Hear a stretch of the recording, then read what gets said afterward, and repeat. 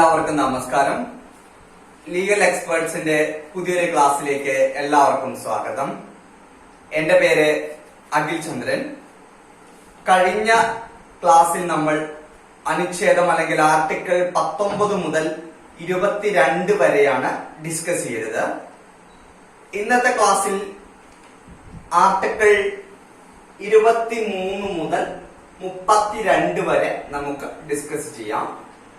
അതിനു മുമ്പ് കഴിഞ്ഞ ക്ലാസുകളിൽ എന്തെങ്കിലും സംശയങ്ങൾ ഉണ്ടെങ്കിൽ ഗ്രൂപ്പിൽ ഷെയർ ചെയ്യുക. വീണ്ടും വീണ്ടും പറയുന്നു, നമ്മുടെ പബ്ലിക് ഗ്രൂപ്പിൽ നിങ്ങളുടെ ഡൗട്ട് ഷെയർ ചെയ്യുക. അപ്പോൾ ടീച്ചേഴ്സ് കൃത്യമായിട്ട് നിങ്ങൾക്ക് അതിനുള്ള ആൻസർ ഗ്രൂപ്പിൽ ഇടുന്നതാണ്. ഇപ്പൊ നമ്മുടെ ലീഗൽ എക്സ്പേർട്സിലെ എല്ലാ കുട്ടികൾക്കും ആ അറിവ് കിട്ടുകയും ചെയ്യും. അതുകൊണ്ട് വീണ്ടും പറയുന്നു, പബ്ലിക്കായിട്ട് നിങ്ങൾ സംശയം ചോദിക്കാൻ വേണ്ടി ശ്രമിക്കുക. ഓക്കെ, ഇന്നത്തെ ക്ലാസ്സിലേക്ക് കടക്കാം. ഇന്നത്തെ ക്ലാസ് ആർട്ടിക്കിൾ 23 മുതൽ 32 വരെയാണ്. എന്താണ് ആർട്ടിക്കിൾ 23? ആർട്ടിക്കിൾ 23നെയും 24നെയും നമുക്ക് ഒരേ വിഭാഗത്തിൽ പെടുത്താൻ സാധിക്കുന്ന ആർട്ടിക്കിൾസ് ആണ്. ആർട്ടിക്കിൾസ് 23ഉം ആർട്ടിക്കിൾ 24ഉം ഒരേ വിഭാഗത്തിൽ പെടുത്താവുന്ന ആർട്ടിക്കിൾ ആണ്. അതുകൊണ്ട് തന്നെ അതിനെ ഒരേ വിഭാഗത്തിൽ പെടുത്തിയിരിക്കുന്നു. Right against exploitation. Right against എക്സ്പ്ലോയിറ്റേഷനുമായി ബന്ധപ്പെട്ടിട്ടുള്ള ആർട്ടിക്കിൾ ഏതെന്നുള്ള ചോദ്യത്തിന് ആർട്ടിക്കിൾ 23ഉം വരാം, ആർട്ടിക്കിൾ 24ഉം വരാം. ഒന്നേ ഉള്ളൂ എങ്കിൽ അതായിരിക്കും അതിലെ ശരിയായ ആൻസർ. ആർട്ടിക്കിൾ 23, 24, അതായത് ചൂഷണത്തിനെതിരായുള്ള അവകാശം. റൈറ്റ് അഗെയിൻസ്റ്റ് എക്സ്പ്ലോയിറ്റേഷൻ എന്നാൽ ചൂഷണത്തിനെതിരായ അവകാശമാണ് ആർട്ടിക്കിൾ 23 മുതൽ 24 വരെ. ഈ ഭാഗത്തെ രണ്ടായി തിരിക്കാം. നമുക്ക് റൈറ്റ് അഗെയിൻസ്റ്റ് എക്സ്പ്ലോയിറ്റേഷനെ രണ്ടായി തിരിക്കാം. നമ്മൾ തിരിക്കുന്നതല്ല, ഭരണഘടനയിൽ തന്നെ പറഞ്ഞിട്ടുണ്ട്. ആർട്ടിക്കിൾ 23 പറഞ്ഞിട്ടുള്ളതാണ് prohibition of trafficking in human beings and forced labour. ഇത് പറഞ്ഞിട്ടുള്ളത് ആർട്ടിക്കിൾ 23 ആണ്. Prohibition of trafficking in human beings and forced labour. എന്താണ് അതിന്റെ അർത്ഥം? ഹ്യൂമൻ ട്രാഫിക്കിംഗ് എന്നൊക്കെ നിങ്ങൾ കേട്ടിട്ടില്ലേ? മനുഷ്യക്കടത്ത് ഇപ്പൊ അടുത്തിടെയൊക്കെ വളരെ വിവാദമായിട്ടുള്ള ഒരു ടേമാണ് ഹ്യൂമൻ ട്രാഫിക്കിംഗ് എന്നുള്ളത്. മനുഷ്യക്കടത്ത് നമ്മുടെ ഭരണഘടന നിരോധിച്ചിരിക്കുന്നു. അത് ഒരു ഫണ്ടമെന്റൽ റൈറ്റ്സ് ആണ്. അതിനെതിരെയുള്ള അവകാശം എന്നുള്ളത് ഒരു ഭരണഘടനാപരമായിട്ടുള്ള ഫണ്ടമെന്റൽ റൈറ്റ്സ് ആണ്.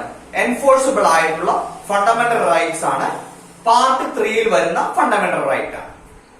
അപ്പൊ എന്തൊക്കെയാണ് ഈ ഹ്യൂമൻ ട്രാഫിക്കിംഗിലും വരുന്നതും ഫോഴ്സ്ഡ് ലേബറിൽ വരുന്നതും എന്നുള്ളത് നമുക്ക് പരിശോധിച്ച് നോക്കാം. അതായത് ട്രാഫിക്കിംഗ് ഹ്യൂമൻ ബീയിങ് എന്നാൽ selling and buying of men, women and children like goods.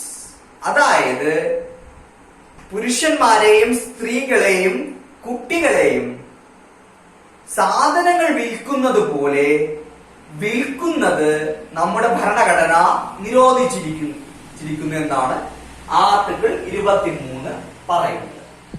അത് കൂടാതെ തന്നെ വേറൊരു ഇൻഗ്രീഡിയന്റ് കൂടിയുണ്ട് ട്രാഫിക്കിംഗ് ഹ്യൂമൻ ബീയിങ്സ് എന്നുള്ളത്. Immoral trafficking in women and children including prostitution. Immoral trafficking in women and children including പ്രോസ്റ്റിറ്റ്യൂഷനും ഈ വിഭാഗത്തിൽ പെടുന്നുണ്ട്.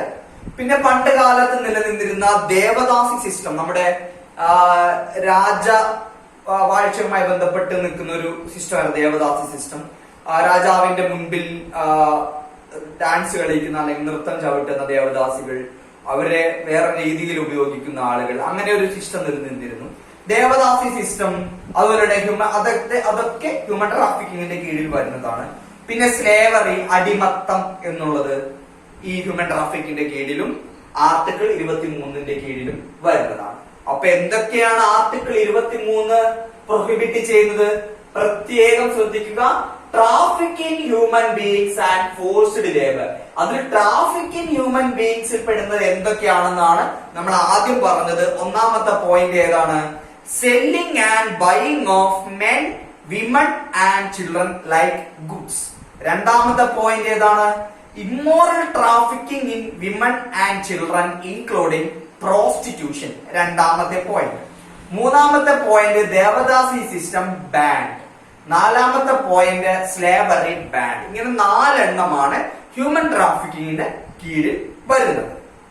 ഓക്കെ, ഇത് ഈ ഇമ്മോറൽ ട്രാഫിക്കിങ് നിരോധിക്കുന്നതിന് വേണ്ടി ഭരണഘടനയില് ആർട്ടിക്കിൾ 23 കൃത്യമായി പറഞ്ഞിട്ടുണ്ട്. അത് കൂടാതെ തന്നെ നമ്മൾ സിറ്റിസൺഷിപ്പ് പഠിച്ചപ്പോൾ ഓർക്കുന്നുണ്ടോ? സിറ്റിസൺഷിപ്പില് പാർട്ട് 2 പഠിച്ചപ്പോൾ ഭരണഘടനയിൽ കുറച്ച് കാര്യങ്ങൾ പറയുന്നുണ്ട്. അത് കൂടാതെ തന്നെ അതിലധികമായി കുറച്ച് കാര്യങ്ങൾ പറയുന്നതിന് വേണ്ടി സിറ്റിസൺഷിപ്പ് ആക്ട് 1955 പാസ്സാക്കി. അതേപോലെ തന്നെ ഈ ട്രാഫിക്കിംഗ് ഹ്യൂമൻ ബീയിങ്സ് ബാൻ ചെയ്യുന്നതിന് വേണ്ടി ഇമ്മോറൽ ട്രാഫിക് പ്രിവെൻഷൻ ആക്ട് 1956 പാസ്സാക്കി. അത്ര പ്രാധാന്യമുള്ളതല്ല, ജസ്റ്റ് പറഞ്ഞു പോകാവുന്നേ ഉള്ളൂ. Immoral traffic prevention act 1956 human trafficking ban ചെയ്യുന്നതിന് വേണ്ടി പാസ്സാക്കിയത്.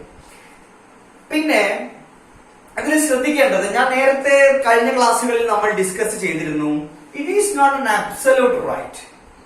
ഈ ഫണ്ടമെന്റൽ റൈറ്റ്സ് ഒക്കെ അബ്സല്യൂട്ട് റൈറ്റ് അല്ല, ഇറ്റ്സ് എ ക്വാളിഫൈഡ് റൈറ്റ് ആണ്. State can impose reasonable restriction. In certain situations, state can impose reasonable restrictions to fundamental rights. So, state can impose reasonable restriction to Article 23. ചില സാഹചര്യങ്ങളിൽ ഇന്ന ജോലി ചെയ്യാൻ വേണ്ടി സ്റ്റേറ്റിന് നിർബന്ധിക്കാൻ സാധിക്കും. അത് ഏതാണ് ആ സാഹചര്യം എന്ന് നമുക്ക് നോക്കാം. Article 23 also provides for an exception to this provision. ഒരു എക്സെപ്ഷൻ ആർട്ടിക്കിൾ 23 പറയുന്നുണ്ട്. ഏതാണ് ആ എക്സെപ്ഷൻ എന്നുള്ള കാര്യം നമുക്ക് പരിശോധിച്ച് നോക്കാം. It permits the state to impose compulsory service for public purposes. Example military service or social service. ഒന്നുകൂടി പറയാം. It permits the state to impose compulsory service for public purposes. Example military service or social service. Military service ചെയ്യുന്നതിന് വേണ്ടിയും അല്ലെങ്കിൽ social service ചെയ്യുന്നതിന് വേണ്ടിയും സ്റ്റേറ്റിന് വേണമെങ്കിൽ നിർബന്ധിക്കാം ആളുകളെ. അതൊരു എക്സെപ്ഷൻ ആണല്ലോ. ഇതിൽ എന്താണ് പറയുന്നത്? റൈറ്റ് അഗൈൻസ്റ്റ് എക്സ്പ്ലോയിറ്റേഷൻ പറയുന്നത് എന്താണ്? Prohibition of traffic in human being, forced ലേബറുമാണ്. പക്ഷെ ചില സാഹചര്യങ്ങളിൽ സ്റ്റേറ്റിന് വേണമെങ്കിൽ നിർബന്ധിക്കാം എന്നുള്ളതാണ്. മിലിറ്ററി പ്രാക്ടീസ് ചെയ്യുന്നതിന് വേണ്ടിയും അതുകൂടാതെ തന്നെ സോഷ്യൽ സർവീസ് ചെയ്യുന്നതിന് വേണ്ടിയും സ്റ്റേറ്റ് വേണമെങ്കിൽ നിർബന്ധിക്കാം എന്നുള്ളതാണ്. ഓക്കെ, ഇനി ഇതിൽ രണ്ടാമത്തെ ഭാഗം നമുക്ക് പരിശോധിച്ച് നോക്കാം. രണ്ടാമത്തെ ഭാഗം prohibition of employment of children in factories. ഇത് ആർട്ടിക്കിൾ 24 ആണ്. അതുകൊണ്ടാണ് ഇത് ചൂഷണത്തിനെതിരായിട്ടുള്ള അവകാശങ്ങളാണ് ഈ രണ്ടെണ്ണവും. അത് ഹ്യൂമൻ ട്രാഫിക്കിങ്ങിനെതിരെയുള്ള അവകാശവും ഈ കുട്ടികളെ ഫാക്ടറികളും അതുപോലെയുള്ള ഹസാഡസ് ആയിട്ടുള്ള എംപ്ലോയ്മെന്റിൽ ജോലി കൊടുക്കുന്നതും എല്ലാം ഈ ചൂഷണത്തിനെതിരായിട്ടുള്ള അവകാശമായിട്ടാണ് നമ്മൾ കണക്കാക്കുന്നത്. അതുകൊണ്ട് തന്നെയാണ് ഒരു വിഭാഗമായി കണക്കാക്കുന്നത് ആർട്ടിക്കിൾ 23, 24. ഇനി നമുക്ക് രണ്ടാമത്തെ ഭാഗം ഏതാണെന്ന് പരിശോധിച്ച് നോക്കാം. Prohibition of employment of children in factories. ഫാക്ടറിയിൽ അല്ലെങ്കിൽ ഫാക്ടറി മാത്രമല്ല, ഹസാഡസ് എംപ്ലോയ്മെന്റ് ആയിട്ടുള്ള അല്ലെങ്കിൽ കുട്ടികൾക്ക് എതിരായിട്ടുള്ള ഹസാഡസ് എംപ്ലോയ്മെന്റ് ആയിട്ടുള്ള കുറച്ച് കഠിനമായ ജോലികളും കുട്ടികൾക്ക് ഉതകാത്ത ജോലികളും ആർട്ടിക്കിൾ 24 പ്രകാരം ബാൻ ചെയ്തിരിക്കുന്നു. അപ്പൊ ചൈൽഡ് ലേബർ ബാൻ ചെയ്തിരിക്കുന്നത് ഏത് ആർട്ടിക്കിൾ പ്രകാരമാണ്? ആർട്ടിക്കിൾ 24 പ്രകാരമാണ് ചൈൽഡ് ലേബർ ബാൻ ചെയ്തിട്ടുള്ളത്. ഓക്കെ, അത് വായിച്ചു നോക്കാം. രണ്ടാമത്തെ ഭാഗം നമുക്ക് വിശദമായി ഒന്ന് പഠിച്ചു നോക്കാം. രണ്ടാമത്തെ ഭാഗം prohibition of employment of children in factories എന്നുള്ളതാണ് അതിലെ heading. Okay, prohibits the employment of children below the age of 14 years in any factory, mine or other hazardous activities like construction work, but it does not prohibit their employment in any harmless or innocent work. വളരെ പ്രധാനപ്പെട്ട രണ്ട് ടേമുകളാണ് ഈ 14 years എന്നുള്ളത്. സ്ഥിരമായി ചോദിക്കുന്ന ഒരു ചോദ്യമാണ്. നിങ്ങൾ മുൻ വർഷത്തെ ചോദ്യപേപ്പറുകൾ പരിശോധിച്ചു കഴിഞ്ഞാൽ ഈ 14 years എന്നുള്ളത് സ്ഥിരമായി ചോദിക്കുന്ന ഒരു ഭാഗമാണ്. ലീഗൽ റീസണിങ്ങിലാണ് കൂടുതലായി ഈ 14 yearsന്റെ പ്രാധാന്യം കണ്ടുവന്നിട്ടുള്ളത്. പിന്നെ അത് കൂടാതെ തന്നെ ഈ പോയിന്റ്, ഞാൻ ഇപ്പോൾ വായിക്കാൻ പോകുന്ന ഈ point, but it does not prohibit their employment in any harmless or innocent work. Any harmless ആയിട്ടുള്ള അല്ലെങ്കിൽ ഇന്നസെന്റ് ആയിട്ടുള്ള വർക്കില് അത് ആർട്ടിക്കിൾ 24 ബാൻ ചെയ്യുന്നില്ല എന്നാണ് പറഞ്ഞിട്ടുള്ളത്. അപ്പൊ എന്താണ് ഇവിടെ പറഞ്ഞിട്ടുള്ളത്? 14 വയസ്സിൽ താഴെയുള്ള കുട്ടികളെ ഹസാഡസ് ആയിട്ടുള്ള വർക്കുകൾ, അതായത് അതികഠിനമായിട്ടുള്ള വർക്ക് ജോലികളായിട്ടുള്ള ഫാക്ടറി വർക്കുകള്, മൈൻ വർക്കുകള്, അതുകൂടാതെ തന്നെ മറ്റ് കഠിനമായ ജോലികൾ, ഇതൊന്നും ചെയ്യിക്കാൻ പാടില്ല എന്ന് പറഞ്ഞിട്ടുള്ള ആർട്ടിക്കിളാണ് ആർട്ടിക്കിൾ 24. 14 yearsന് താഴെയാണെന്നുള്ള കാര്യം പ്രത്യേകം ശ്രദ്ധിച്ചു പോവുക. പിന്നെ അത് കൂടാതെ തന്നെ any harmless or innocent work അവർക്ക് ചെയ്യിക്കാം, അവരെ ചെയ്യിക്കാം. ഇപ്പൊ ഒരു എത്രയാണ്, ഒരു 5ാം ക്ലാസ് പഠിക്കുന്ന കുട്ടി 10 വയസ്സുണ്ടാവുമല്ലോ. അപ്പൊ വീട്ടിലൊരു ജോലി ചെയ്യാൻ പറഞ്ഞു. അത് ഈ പ്രകാരം ബാൻഡ് ആണോ? അല്ല, അതൊരു ഹാംലെസ് ആണ്, അല്ലെങ്കിൽ ഇന്നസെന്റ് ആണ്. ഹസാഡസ് ആണെങ്കിൽ ഈ ആർട്ടിക്കിൾ പ്രകാരം കുറ്റകരമാണ്. പക്ഷെ അത് ഹസാഡസ് അല്ല എങ്കിൽ, അല്ല ഒരു പറമ്പിൽ ഒരു ചെടി നടാൻ പറഞ്ഞു, അതൊക്കെ ആർട്ടിക്കിൾ 24ന്റെ കീഴിൽ വരുന്നതല്ല. അതാണ് പ്രത്യേകം പറഞ്ഞിട്ടുള്ളത് ഹാംലെസ് ഓർ ഇന്നസെന്റ് വർക്ക്. ഇത് ഈ ഭാഗം ചോദിക്കുന്നത് പ്രധാനമായും ലീഗൽ റീസണിങ്ങിലാണ്. ലീഗൽ റീസണിങ് നമ്മൾ ഓഡി ഓഡിറ്ററം പാർട്ടം എന്ന പേരിൽ ഒരു പ്രോഗ്രാം നമ്മൾ ടെലിഗ്രാം ഗ്രൂപ്പിൽ നടത്തുന്നുള്ള കാര്യം നിങ്ങൾ ശ്രദ്ധിക്കുമല്ലോ. അതിൽ ഈ ചോദ്യം ചിലപ്പോൾ ഉൾപ്പെട്ടിട്ടുണ്ടാകാം. അതിൽ 14 yearsഉം പിന്നെ ഇന്നസെന്റ് ആൻഡ് ഹാംലെസ് വർക്കും വളരെ പ്രധാനപ്പെട്ടതാണ്. അത് പ്രത്യേകം ശ്രദ്ധിച്ച് പോകേണ്ടതാണ്. പിന്നെ ഈ റൈറ്റ് സിറ്റിസൺസിനും നോൺ സിറ്റിസൺസിനും അവൈലബിൾ ആണ്. അപ്പൊ നിങ്ങൾ പേടിക്കണ്ട. കാരണം ഏറ്റവും അവസാനം ഭരണഘടനയൊക്കെ പഠിച്ചു കഴിഞ്ഞ് പ്രധാനപ്പെട്ട ആർട്ടിക്കിൾസും പ്രധാനപ്പെട്ട അമെന്റ്മെന്റ്സും പ്രധാനപ്പെട്ട പാർട്ടും പ്രധാനപ്പെട്ട ഷെഡ്യൂൾസും നമ്മൾ പഠിക്കുമ്പോൾ സിറ്റിസൺസിന് ലഭിക്കുന്ന, പഠിച്ചു കഴിഞ്ഞതിന് ശേഷം സിറ്റിസൺസിന് ലഭിക്കുന്ന ഫണ്ടമെന്റൽ റൈറ്റ്സ് ഏതൊക്കെയാണ്, നോൺ സിറ്റിസൺസിന് അല്ലെങ്കിൽ ഏലിയൻസിന് ലഭിക്കുന്ന ഫണ്ടമെന്റൽ റൈറ്റ്സ് ഏതൊക്കെയാണെന്ന് പട്ടിക തിരിച്ച് നിങ്ങൾക്ക് ഒരു പ്രത്യേക സെഷൻ നിങ്ങൾക്ക് ഉണ്ടാകും. അതുകൊണ്ട് നിങ്ങൾ അത് ഓർത്ത് പേടിക്കേണ്ട. അത് പ്രധാനപ്പെട്ട ഒരു ചോദ്യമാണ്. സിറ്റിസൺസിന് ലഭിക്കുന്ന ഫണ്ടമെന്റൽ റൈറ്റ്സ് ഏതൊക്കെയാണ്, നോൺ സിറ്റിസൺസിന് അല്ലെങ്കിൽ ഏലിയൻസിന് ലഭിക്കുന്ന ഫണ്ടമെന്റൽ റൈറ്റ്സ് ഏതൊക്കെയാണ് എന്നുള്ളത് വളരെ പ്രധാനപ്പെട്ട ഒരു ചോദ്യമാണ്. അത് പ്രത്യേകം നിങ്ങൾക്കൊരു സെഷൻ ആയിട്ട് തരാം. അപ്പോൾ ആർട്ടിക്കിൾ 23 മുതൽ 24 വരെയുള്ള റൈറ്റ് അഗെയിൻസ്റ്റ് എക്സ്പ്ലോയിറ്റേഷൻ, ചൂഷണത്തിനെതിരെയുള്ള അവകാശത്തെ കുറിച്ചുള്ള കാര്യങ്ങൾ മനസ്സിലായല്ലോ. 2 പോയിന്റ് ആണ് ശ്രദ്ധിക്കേണ്ടത്. Prohibition of trafficking human beings and forced labour. Forced labour എന്തൊക്കെയാണെന്ന് ശ്രദ്ധിക്കുക. ട്രാഫിക്കിംഗ് ഹ്യൂമൻ ബീയിങ്സിൽ വരുന്നത് ഏതൊക്കെയാണ് ശ്രദ്ധിക്കുക. ഇതിലെ ആർട്ടിക്കിൾ ഏതാണെന്ന് ശ്രദ്ധിക്കുക. അതുകൂടാതെ തന്നെ prohibition of employment of children in ഫാക്ടറീസിലെ ആർട്ടിക്കിൾ 24 ആണ്. 14 years ശ്രദ്ധിക്കുക. പിന്നെ ഇന്നസെന്റ് ആയിട്ടുള്ള വർക്കുകൾ, ഹാംലെസ് ആയിട്ടുള്ള വർക്കുകൾ പ്രകാരം അത് ആർട്ടിക്കിൾ 24 പ്രകാരം ബാൻ ചെയ്യുന്നില്ല എന്നുള്ള കാര്യം കൂടി ശ്രദ്ധിക്കുക. പിന്നെ ഒരു അഡീഷണൽ ആയിട്ടൊരു ഇൻഫർമേഷൻ കൂടി ഉണ്ട്. In August 2012 union cabinet amended the Child Labor Prohibition and Regulation Act 1986. ഞാൻ പറഞ്ഞു തരാം. And renamed Child and Adolescent Labor Prohibition Act. The amendments include increasing the age of prohibition for employment of children and adolescents in hazardous occupation such as mining from 40 to 80 എന്നുള്ള കാര്യം വളരെ പ്രധാനപ്പെട്ട ഒരു കാര്യമാണ്. ഒന്നുകൂടി ഞാൻ പറയാം. വളരെ പ്രധാനപ്പെട്ട പോയിന്റ് ആണ്.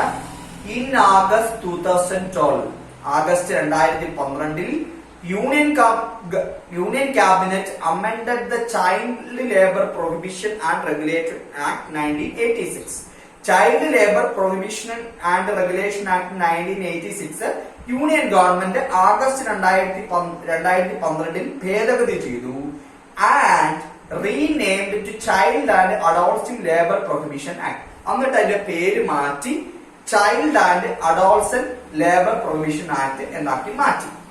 ആ പേര് മാറ്റുക മാത്രമല്ല ചെയ്തത്, ഹസാഡസ് ആയിട്ടുള്ള എംപ്ലോയ്മെന്റ് ആണെങ്കിൽ, അതായത് ഫാക്ടറി, മൈൻസ് മുതലായ വർക്കുകളുള്ള വർക്കുകളില് ഈ 14 ഇയേഴ്സ് എടുത്തു കളഞ്ഞ് അത് 18 ഇയേഴ്സ് ആക്കി. ഹസാഡസ് ആയിട്ടുള്ള എംപ്ലോയ്മെന്റ് മാത്രമാണ് കേട്ടോ, ഹസാഡസ് ആയിട്ടുള്ള എംപ്ലോയ്മെന്റ് മാത്രമാണ് ഈ 14 ഇയേഴ്സ് എന്നുള്ളത് 18 ഇയേഴ്സ് ആക്കി. വളരെ പ്രധാനപ്പെട്ട കാര്യമാണ് ലീഗൽ റീസണിങ്ങിനും അതുകൂടാതെ തന്നെ ലീഗൽ ആപ്റ്റിറ്റ്യൂഡ് ഭാഗത്തും ചോദിക്കാൻ സാധ്യതയുള്ള ഒരു ഏജ് ആണ് 14 ഇയേഴ്സ് എന്നുള്ളത് 18 ഇയേഴ്സ് ആക്കി മാറ്റി. ദ അമെൻഡ്മെന്റ്സ് ഇൻക്ലൂഡ്, ഏത് അമെൻഡ്മെന്റ്? 2012 യൂണിയൻ ക്യാബിനറ്റിന്റെ amendment. Include increasing the age of prohibition of employment of children and adolescents in hazardous occupations such as mining from 40 to 80. അതായത് ഹസാഡസ് ആയിട്ടുള്ള അതികഠിനമായിട്ടുള്ള ജോലികളിൽ നിന്ന് ആദ്യം 2012 മുന്നേ 14 വയസ്സിൽ താഴെയുള്ള കുട്ടികളെ വിലക്കിയിരുന്നുള്ളൂ. പക്ഷേ 2012 union government the child labour prohibition and regulation act 1986 എന്ന ആക്ടിന് ഭേദഗതി വരുത്തി child and adolescent labour prohibition act എന്ന പേര് മാറ്റി. അതുകൂടാതെ തന്നെ അതിന്റെ പ്രായം 14 എന്നുള്ളത് 18 ആക്കുകയും ചെയ്തു. ഇത് വളരെ പ്രധാനപ്പെട്ട, വളരെ പ്രാധാന്യം അറിയിക്കുന്ന പോയിന്റ് ആണ്. എനിക്കറിയാം ഈ ബോർഡ് നിങ്ങൾക്ക് കാണാൻ ബുദ്ധിമുട്ടുണ്ട് എന്ന് അറിയാം. നിങ്ങൾ പ്രത്യേകം ശ്രദ്ധിക്കേണ്ടത്, നിങ്ങൾ പോസ് ചെയ്തിട്ട് സൂം ചെയ്ത് നോക്കുക. എന്നിട്ടും പറ്റുന്നില്ലെങ്കിൽ നിങ്ങൾ പേടിക്കണ്ട, കാരണം ഈ ബോർഡിലുള്ള എല്ലാ പോയിന്റും ഇവിടെ വിശദീകരിച്ചു പോകുന്നുണ്ട്. കാരണം ഇത് ഏകദേശോളം പ്രിപ്പയർ ചെയ്തിട്ട് 5 പേജോളം ഇതുണ്ട്, 5 പേപ്പറോളം ഉണ്ട്. ഈ 5 പേപ്പറോളം ഇവിടെ നമുക്ക് ഉൾക്കൊള്ളിക്കാൻ സാധിക്കില്ല. പക്ഷെ ഇത്രയെങ്കിലും പോയിന്റ് ഈ ബോർഡിൽ ഉൾക്കൊള്ളിച്ചാലേ മതിയാകും. ചില കുട്ടികൾക്ക് സൂം ചെയ്ത് കാണാൻ പറ്റുന്നുണ്ട്, പക്ഷെ നിങ്ങൾ കാണാത്ത കുട്ടികൾ പേടിക്കണ്ട.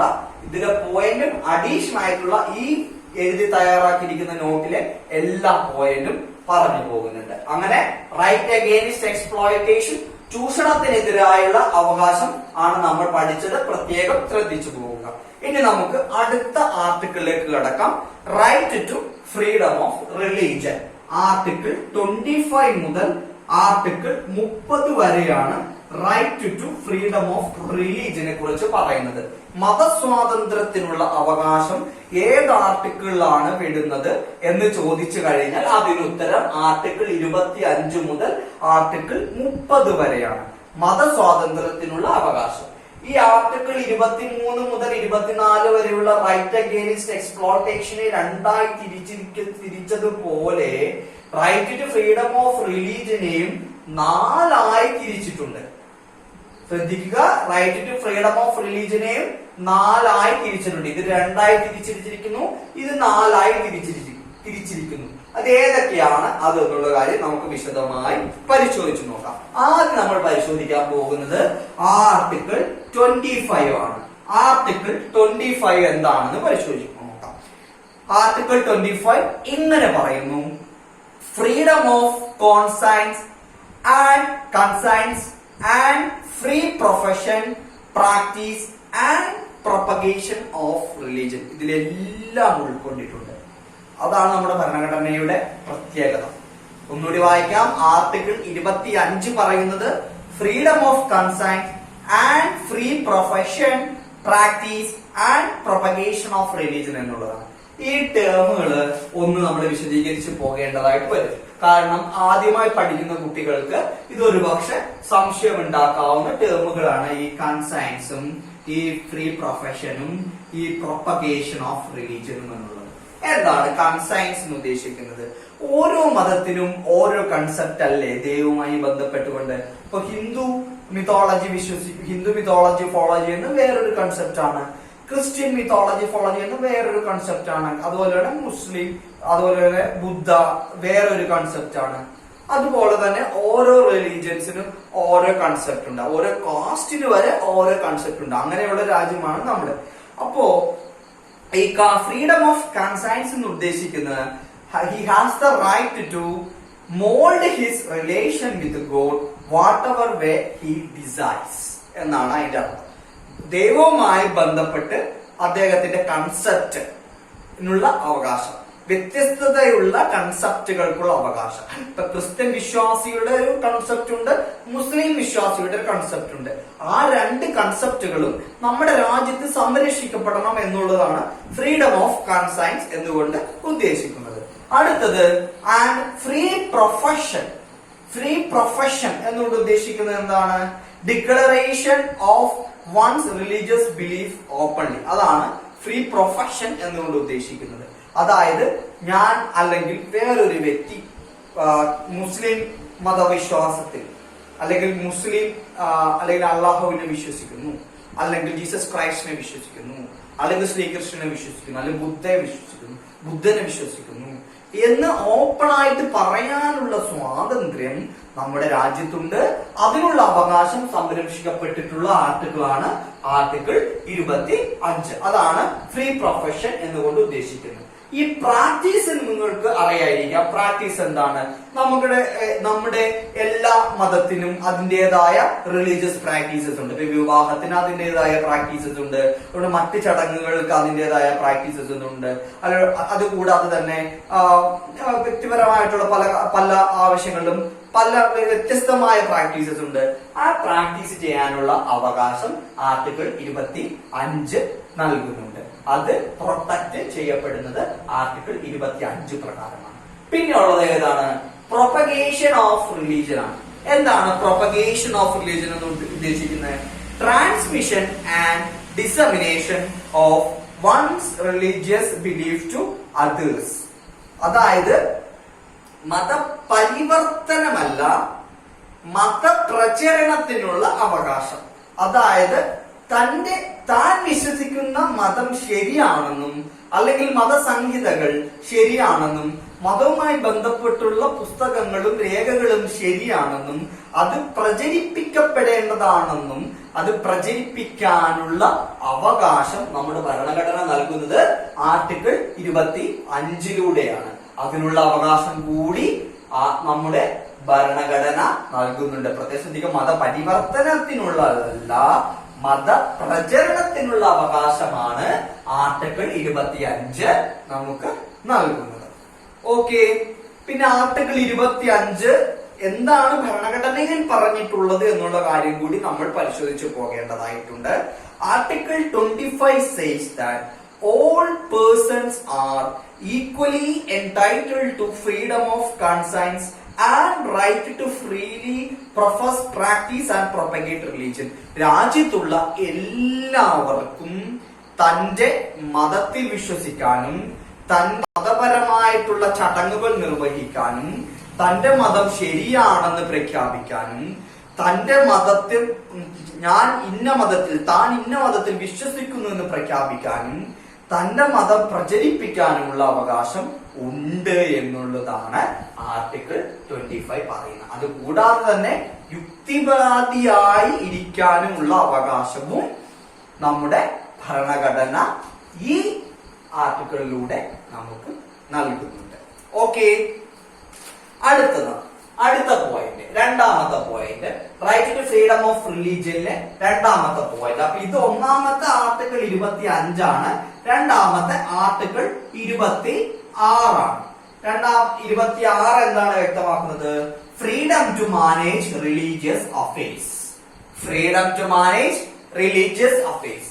ആർട്ടിക്കിൾ 25 മനുഷ്യരായി ബന്ധപ്പെട്ടതാണെങ്കിൽ ആർട്ടിക്കിൾ 26 റിലീജിയസ് അഫയേഴ്സുമായി ബന്ധപ്പെട്ടതാണ്, റിലീജിയസ് സ്ഥാപനങ്ങളുമായി ബന്ധപ്പെട്ടതാണ് ആർട്ടിക്കിൾ 26. ഇത് മനുഷ്യന്റെ ചില അവകാശങ്ങളും മനുഷ്യന്റെ മതപരമായ മതപരമായിട്ടുള്ള ചില കാര്യങ്ങളും സംരക്ഷിക്കപ്പെടുന്നതാണ് ആർട്ടിക്കിൾ 25 പറഞ്ഞിട്ടുള്ളതെങ്കിൽ ആർട്ടിക്കിൾ 26 പറഞ്ഞിട്ടുള്ളത് freedom to manage religious affairs. ഇത് റിലീജിയസ് ആയിട്ടുള്ള കാര്യങ്ങൾ മാനേജ് ചെയ്യാനുള്ള അവകാശങ്ങളാണ്. അതെന്തൊക്കെയാണെന്ന് നമുക്കൊന്ന് വിശദമായി പരിശോധിച്ച് നോക്കാം.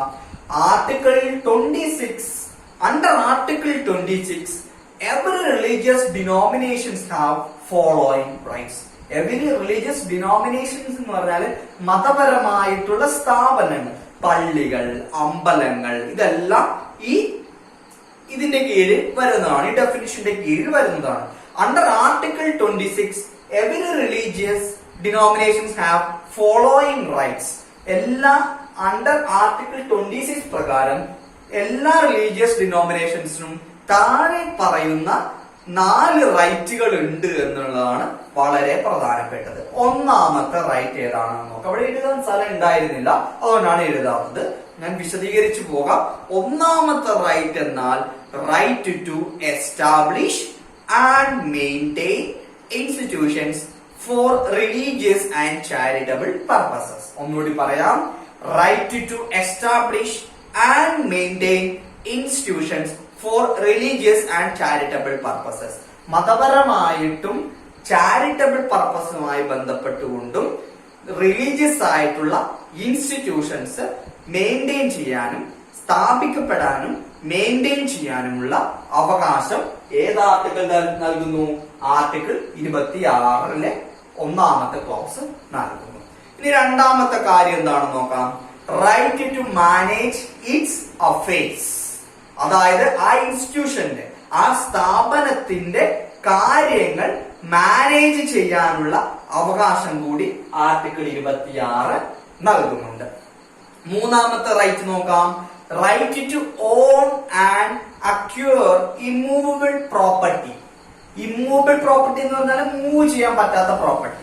ഈ മൂവ് ചെയ്യാൻ പറ്റാത്ത പ്രോപ്പർട്ടി സ്ഥലം, അതായത് ഭൂമി, അതായത് right to own and acquire immovable property. ആ ഒരു സ്ഥാപനം സ്ഥാപിക്കുന്നതിന് വേണ്ടിയും അതുമായി ബന്ധപ്പെട്ടുള്ള പ്രവർത്തനങ്ങൾ നടത്തുന്നതിന് വേണ്ടിയും ഇമ്മൂവബിൾ ആയിട്ടുള്ള പ്രോപ്പർട്ടി ഓൺ ചെയ്യുന്നതിന് വേണ്ടി, അതായത് അത് ഉടമസ്ഥത വഹിക്കുന്നതിന് വേണ്ടിയും അല്ലെങ്കിൽ അക്വയർ ചെയ്യുന്നതിന് വേണ്ടിയുള്ള അവകാശം ആർക്കുണ്ട്? ഈ ഇന്ത്യയിലെ ജനങ്ങൾക്കുണ്ട് എന്നാണ് ആർട്ടിക്കിൾ 26 നിസ്സംശയമായും പറയുന്നത്. അടുത്ത നാലാമത്തെ റൈറ്റ് എന്താണ്? Right to administer such property. അതായത് ആ പ്രോപ്പർട്ടി അഡ്മിനിസ്റ്റർ ചെയ്യുന്നതിനുള്ള അവകാശമുണ്ട്. അതായത് ആ അഡ്മിനിസ്റ്റർ ചെയ്യുന്നത് കൺട്രോൾ ചെയ്യുക, ആ പ്രോപ്പർട്ടി കൺട്രോൾ ചെയ്യുക, അതിന്റെ കാര്യങ്ങൾ നടത്തുക, അതിനുള്ള അവകാശമുണ്ട് എന്നുള്ളതാണ് ഈ 4 റൈറ്റ്. അപ്പൊ ഒന്നാമത്തെ റൈറ്റ് എന്തൊക്കെയാണ്? റൈറ്റ് ടു ആർട്ടിക്കിൾ 26 പ്രകാരം ഒരു വ്യക്തിക്ക് കിട്ടുന്ന 4 റൈറ്റില് ഒന്നാമത്തെ റൈറ്റ് എന്താണ്? Right to establish and maintain institutions for religious and charitable purposes. രണ്ടാമത്തേത് right to manage its affairs. മൂന്നാമത്തേത് right to own and acquire immovable property. നാലാമത്തേത് right to administer such property. ഈ 4 കാര്യം കൂടി ഓർത്തിരിക്കുക. ഇനി നമുക്ക് അടുത്ത ആർട്ടിക്കിളിലേക്ക് കടക്കാം. ആർട്ടിക്കിൾ 27. ആർട്ടിക്കിൾ 27 എന്താണ് വ്യക്തമാക്കുന്നത്? Freedom from taxation for formation of a religion, for promotion of a religion. ഒന്നുകൂടി നോക്കാം. ആർട്ടിക്കിൾ 27 വ്യക്തമാക്കുന്നത് എന്താണ്? Freedom from taxation for promotion of a religion എന്താണെന്ന് ഞാൻ വായിക്കാം, ശ്രദ്ധിക്കുക. Article 27 lays down that no person shall be compelled to pay any taxes for the promotion or maintenance of any particular religion. ഒന്നുകൂടി പറയാം. Article 27 lays down that no person shall be compelled to pay any taxes for the promotion or maintenance of any particular religion. ഒരു പ്രത്യേക മതത്തെ പ്രചരിപ്പിക്കുന്നതിന് വേണ്ടിയും promote ചെയ്യുന്നതിന് വേണ്ടിയും state പ്രത്യേകമായിട്ടുള്ള tax impose ചെയ്യാൻ പാടില്ല എന്നാണ് നമ്മുടെ ഭരണഘടന വളരെ വ്യക്തമായി ആർട്ടിക്കിൾ 27 പറഞ്ഞിട്ടുള്ളത്. അത് മാത്രമല്ല അർത്ഥം ഞാൻ വായിക്കാം. In other words, the state should not spend the public money collected by way of tax for the promotion or maintenance of any particular religion. അതായത് in other words, the state should not spend the public money collected by way of tax for the promotion or maintenance of any particular religion. ഒരു പ്രത്യേക മതവിഭാഗത്തിന് വേണ്ടി മാത്രം state പൊതുജനങ്ങളിൽ നിന്ന് collect ചെയ്തിട്ടുള്ള tax മൂലം ലഭിച്ച പണം ഒരു പ്രത്യേക മതവിഭാഗത്തിന് വേണ്ടി മാത്രം സ്റ്റേറ്റ് ചെലവഴിക്കാൻ പാടില്ല എന്നുകൂടി പറയുന്ന ആർട്ടിക്കിളാണ് ആർട്ടിക്കിൾ 27. വളരെ പ്രധാനപ്പെട്ട ആർട്ടിക്കിളാണ് പഠിക്കുന്നത്. ശ്രദ്ധിച്ച് കേട്ടിരിക്കുക, ശ്രദ്ധിച്ച് ഇപ്പോൾ തന്നെ പഠിച്ചു പോകുക. അടുത്തൊരു പോയിന്റ് കൂടിയുണ്ട്. This means that the taxes can be used for the promotion or maintenance of all religions. ഇതുകൊണ്ട് അർത്ഥമാക്കുന്നത് എന്താണ്? ആ ഒരു പണം, ടാക്സ് കൊണ്ട് ലഭിക്കുന്ന പണം ഒരു പർട്ടിക്കുലർ റിലീജിയനിൽ ഉപയോഗിക്കാൻ പാടില്ലാന്നേ ഉള്ളൂ. പക്ഷേ ആ പണം എല്ലാ മതവിഭാഗങ്ങൾക്ക് വേണ്ടിയും ഉപയോഗിക്കാം എന്നാണ് നമ്മുടെ ഭരണഘടന ആർട്ടിക്കിൾ 27 പ്രകാരം വ്യക്തമാക്കുന്നത്.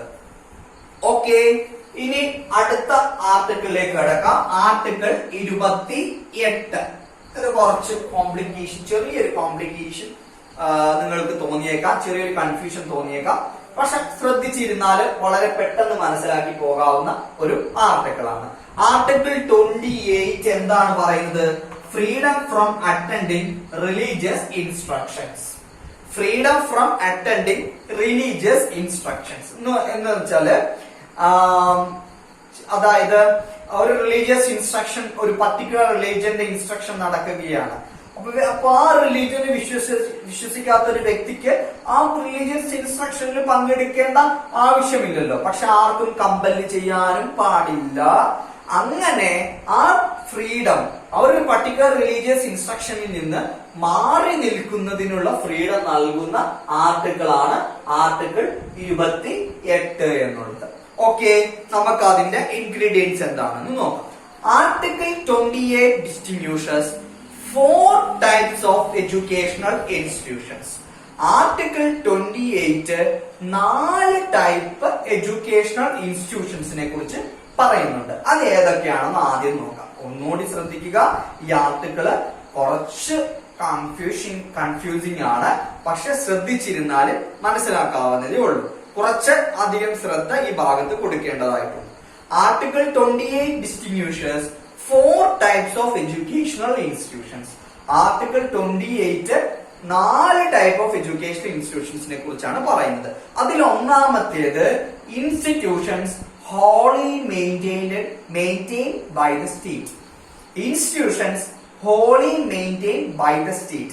സ്റ്റേറ്റ് പൂർണ്ണമായും മെയിൻറ്റെയിൻ ചെയ്തിട്ടുള്ള ഇൻസ്റ്റിറ്റ്യൂഷൻ ആണ്. അവിടെ ഒരു കാരണവശാലും ഒരു റിലീജിയസ് ഇൻസ്ട്രക്ഷൻസും ആർക്കും കൊടുക്കാനുള്ള അവകാശമില്ല. അതായത് ഗവൺമെന്റ് സ്കൂള്, എയ്ഡഡ് സ്കൂൾ, അതുപോലുള്ള സ്കൂളുകൾക്കൊക്കെ അവിടെ ഒരു റിലീജിയസ് ഇൻസ്ട്രക്ഷൻസും ആർക്കും കൊടുക്കാനുള്ള അവകാശം ഇല്ല. രണ്ടാമത്തെ വിഭാഗം ഏതാണ്? Institutions administrate by the state but establish under any endowment or trust. Administer ചെയ്യുന്ന സ്റ്റേറ്റ് ആണ്, പക്ഷെ എസ്റ്റാബ്ലിഷ് ചെയ്തത് ഒരു ട്രസ്റ്റ് ആണ് അല്ലെങ്കിൽ ഒരു എൻഡോവ്മെന്റ് ആണെങ്കിൽ അതിന്റെ കണ്ടീഷൻ എന്തായിരിക്കാം? റിലീജിയസ് ഇൻസ്ട്രക്ഷൻസ് പെർമിറ്റഡ് ആണ്. അവിടെ റിലീജിയസ് ഇൻസ്ട്രക്ഷൻസ് പെർമിറ്റഡ് ആണ്. എവിടെ? Institutions administrated by the state but established under any endowment or trust. Okay, ഇനി മൂന്നാമത്തെ ടൈപ്പ് എഡ്യൂക്കേഷൻ ഇൻസ്റ്റിറ്റ്യൂഷൻ ഏതാണെന്ന് നോക്കാം. Institutions recognized by the state. Institutions recognized by the state എന്ന് പറഞ്ഞാൽ ഇൻസ്റ്റിറ്റ്യൂഷൻസ്, സ്റ്റേറ്റ് അംഗീകരിച്ച institutions എന്നാണ് ഉദ്ദേശിക്കുന്നത്. അപ്പൊ അവിടുത്തെ സാഹചര്യം എന്താണെന്ന് നോക്കാം. അവിടെ സാഹചര്യം no person attending any educational institution recognized by the state or receiving aid out of the state shall be required to attend any religious instruction or worship in that institution without his consent. ഇത്രേ ഉദ്ദേശിക്കുന്നുള്ളൂ. ഒരു state അത് അല്ല ഒരു religious institution, ആ religious ഇൻസ്റ്റിറ്റ്യൂഷനെ state recognise ചെയ്തതാണ്, state recognise ചെയ്ത religious institution ആണ്. അവിടെ പഠിക്കുന്ന ഒരു കുട്ടിയുടെ കൺസെന്റ് ഇല്ലാതെ എന്താണ് അവിടെ റിലീജിയസ് ഇൻസ്ട്രക്ഷൻസ് കൊടുക്കാൻ പാടില്ല, അല്ലെങ്കിൽ റിലീജിയസ് ഇൻസ്ട്രക്ഷൻസ് ഫോളോ ചെയ്യാൻ പറയാൻ പാടില്ല എന്നാണ് ആർട്ടിക്കിൾ 28 വ്യക്തമാക്കുന്നത്. ഓക്കെ, ഇത്രയും കാര്യം മനസ്സിലായല്ലോ. ഈ 28 കുറച്ച് കൺഫ്യൂസിംഗ് ആണ്, പക്ഷെ അത് വളരെ പ്രധാനപ്പെട്ടതുമാണ്. ലീഗൽ റീസണിങ്ങിന്റെ ഭാഗത്ത് ചോദ്യം വരാൻ സാധ്യതയുള്ള ഒരു മേഖലയാണിത്. അതായത് ഇത്രയേ ഉള്ളൂ. ആർട്ടിക്കിൾ ഒന്നുകൂടി ഞാൻ ഈ ഭാഗം പറയാം, കുറച്ച് കൺഫ്യൂസിംഗ് ആയതുകൊണ്ട്. ആർട്ടിക്കിൾ 28 പ്രകാരം 4 ടൈപ്പ് ഓഫ് റിലീജിയസ് ഇൻസ്റ്റിറ്റ്യൂഷൻസ് ആണ് പറയുന്നത്. ഈ 4 ടൈപ്പ് ഓഫ് റിലീജിയസ് ഇൻസ്റ്റിറ്റ്യൂഷൻസിൽ freedom from attending religious instruction വ്യത്യസ്തമാണ്. അതെങ്ങനെയാണ് എന്നുള്ളതാണ് നമ്മൾ നേരത്തെ ഡിസ്കസ് ചെയ്തത്. ഒന്നുകൂടി പറയാം. Institutions wholly maintained by the state, അതായത് ഗവൺമെന്റ് ഇൻസ്റ്റിറ്റ്യൂട്ട്സിലൊക്കെ ഒരു കാരണവശാലും ഒരു റിലീജിയസ് ഇൻസ്ട്രക്ഷൻസും കൊടുക്കാൻ പാടില്ല. രണ്ടാമത്തെ ടൈപ്പ് ഏതാണ്? Institutions administrate by the state but establish under any endowment or trust. അതായത് institution administrate by the state, അത് സ്റ്റേറ്റ് ആണ് അഡ്മിനിസ്ട്രേറ്റ് ചെയ്യുന്നത്, പക്ഷെ അത് എസ്റ്റാബ്ലിഷ് ചെയ്തത് എൻഡോമെന്റോ അല്ലെങ്കിൽ ഒരു ട്രസ്റ്റോ ആണെങ്കിൽ അവിടെ എന്താണ് റിലീജിയസ് ഇൻസ്ട്രക്ഷൻസ് പെർമിറ്റഡ് ആണ്. മൂന്നാമത്തെ ടൈപ്പ് ഇൻസ്റ്റിറ്റ്യൂഷൻ ഏതാണ്? Institutions recognized by the state, state recognize ചെയ്ത ഇൻസ്റ്റിറ്റ്യൂഷൻസ് ആണെങ്കിൽ അവിടെ പഠിക്കുന്ന ഒരു വിദ്യാർത്ഥിയുടെ കൺസെന്റ് ഇല്ലാതെ റിലീജിയസ് ഇൻസ്ട്രക്ഷൻസ് ഇമ്പോസ് ചെയ്യാൻ പാടില്ല. ആ കുട്ടി 18 വയസ്സിന് താഴെയാണെങ്കിൽ അവരുടെ പാരന്റ്സിന്റെ കൺസെന്റ് ഇല്ലാതെ റിലീജിയസ് ഇൻസ്ട്രക്ഷൻസ് കൊടുക്കാൻ പാടില്ല. ഓക്കെ, ഇനി നമുക്ക് അടുത്ത ഭാഗത്തേക്ക് കിടക്കാം. ആർട്ടിക്കിൾ 29 30. ആർട്ടിക്കിൾ 28 വരെ പഠിച്ചു. അടുത്തത് ആർട്ടിക്കിൾ 29 30. ഈ ആർട്ടിക്കിൾ 29 30 നമ്മള് വേറൊരു പേരിലാണ് അറിയപ്പെടുന്നത്. റിലീജിയസ് മൈനോറിറ്റീസുമായി ബന്ധപ്പെട്ട് നമ്മുടെ ഭരണഘടനയിൽ പറഞ്ഞിട്ടുള്ള ആർട്ടിക്കിൾ ഏതൊക്കെയാണ് എന്ന് ചോദിച്ചു കഴിഞ്ഞാൽ അതിനുത്തരം ആർട്ടിക്കിൾ 29 30 റിലീജിയസ് മൈനോറിറ്റിയുമായി ബന്ധപ്പെട്ട് നമ്മുടെ ഭരണഘടനയിൽ പറഞ്ഞിട്ടുള്ള ആർട്ടിക്കിൾ ഏതൊക്കെയാണ് എന്ന് ചോദിച്ചാൽ അതിനുത്തരം ആർട്ടിക്കിൾ 29 മുതൽ 30 വരെയാണ്. ഈ 2 ആർട്ടിക്കിളെ നമ്മൾ ഈ 23 24 ഒരു വിഭാഗത്തിൽ പെടുത്തിയതുപോലെ ഈ 2 ആർട്ടിക്കിളെ നമുക്ക് ഒരു വിഭാഗത്തിൽ പെടുത്താം. 29 30 cultural and educational rights, cultural and educational rights of minorities ഒക്കെ പറയുന്നത് ആർട്ടിക്കിൾ 29 മുതൽ 30 വരെയാണ്.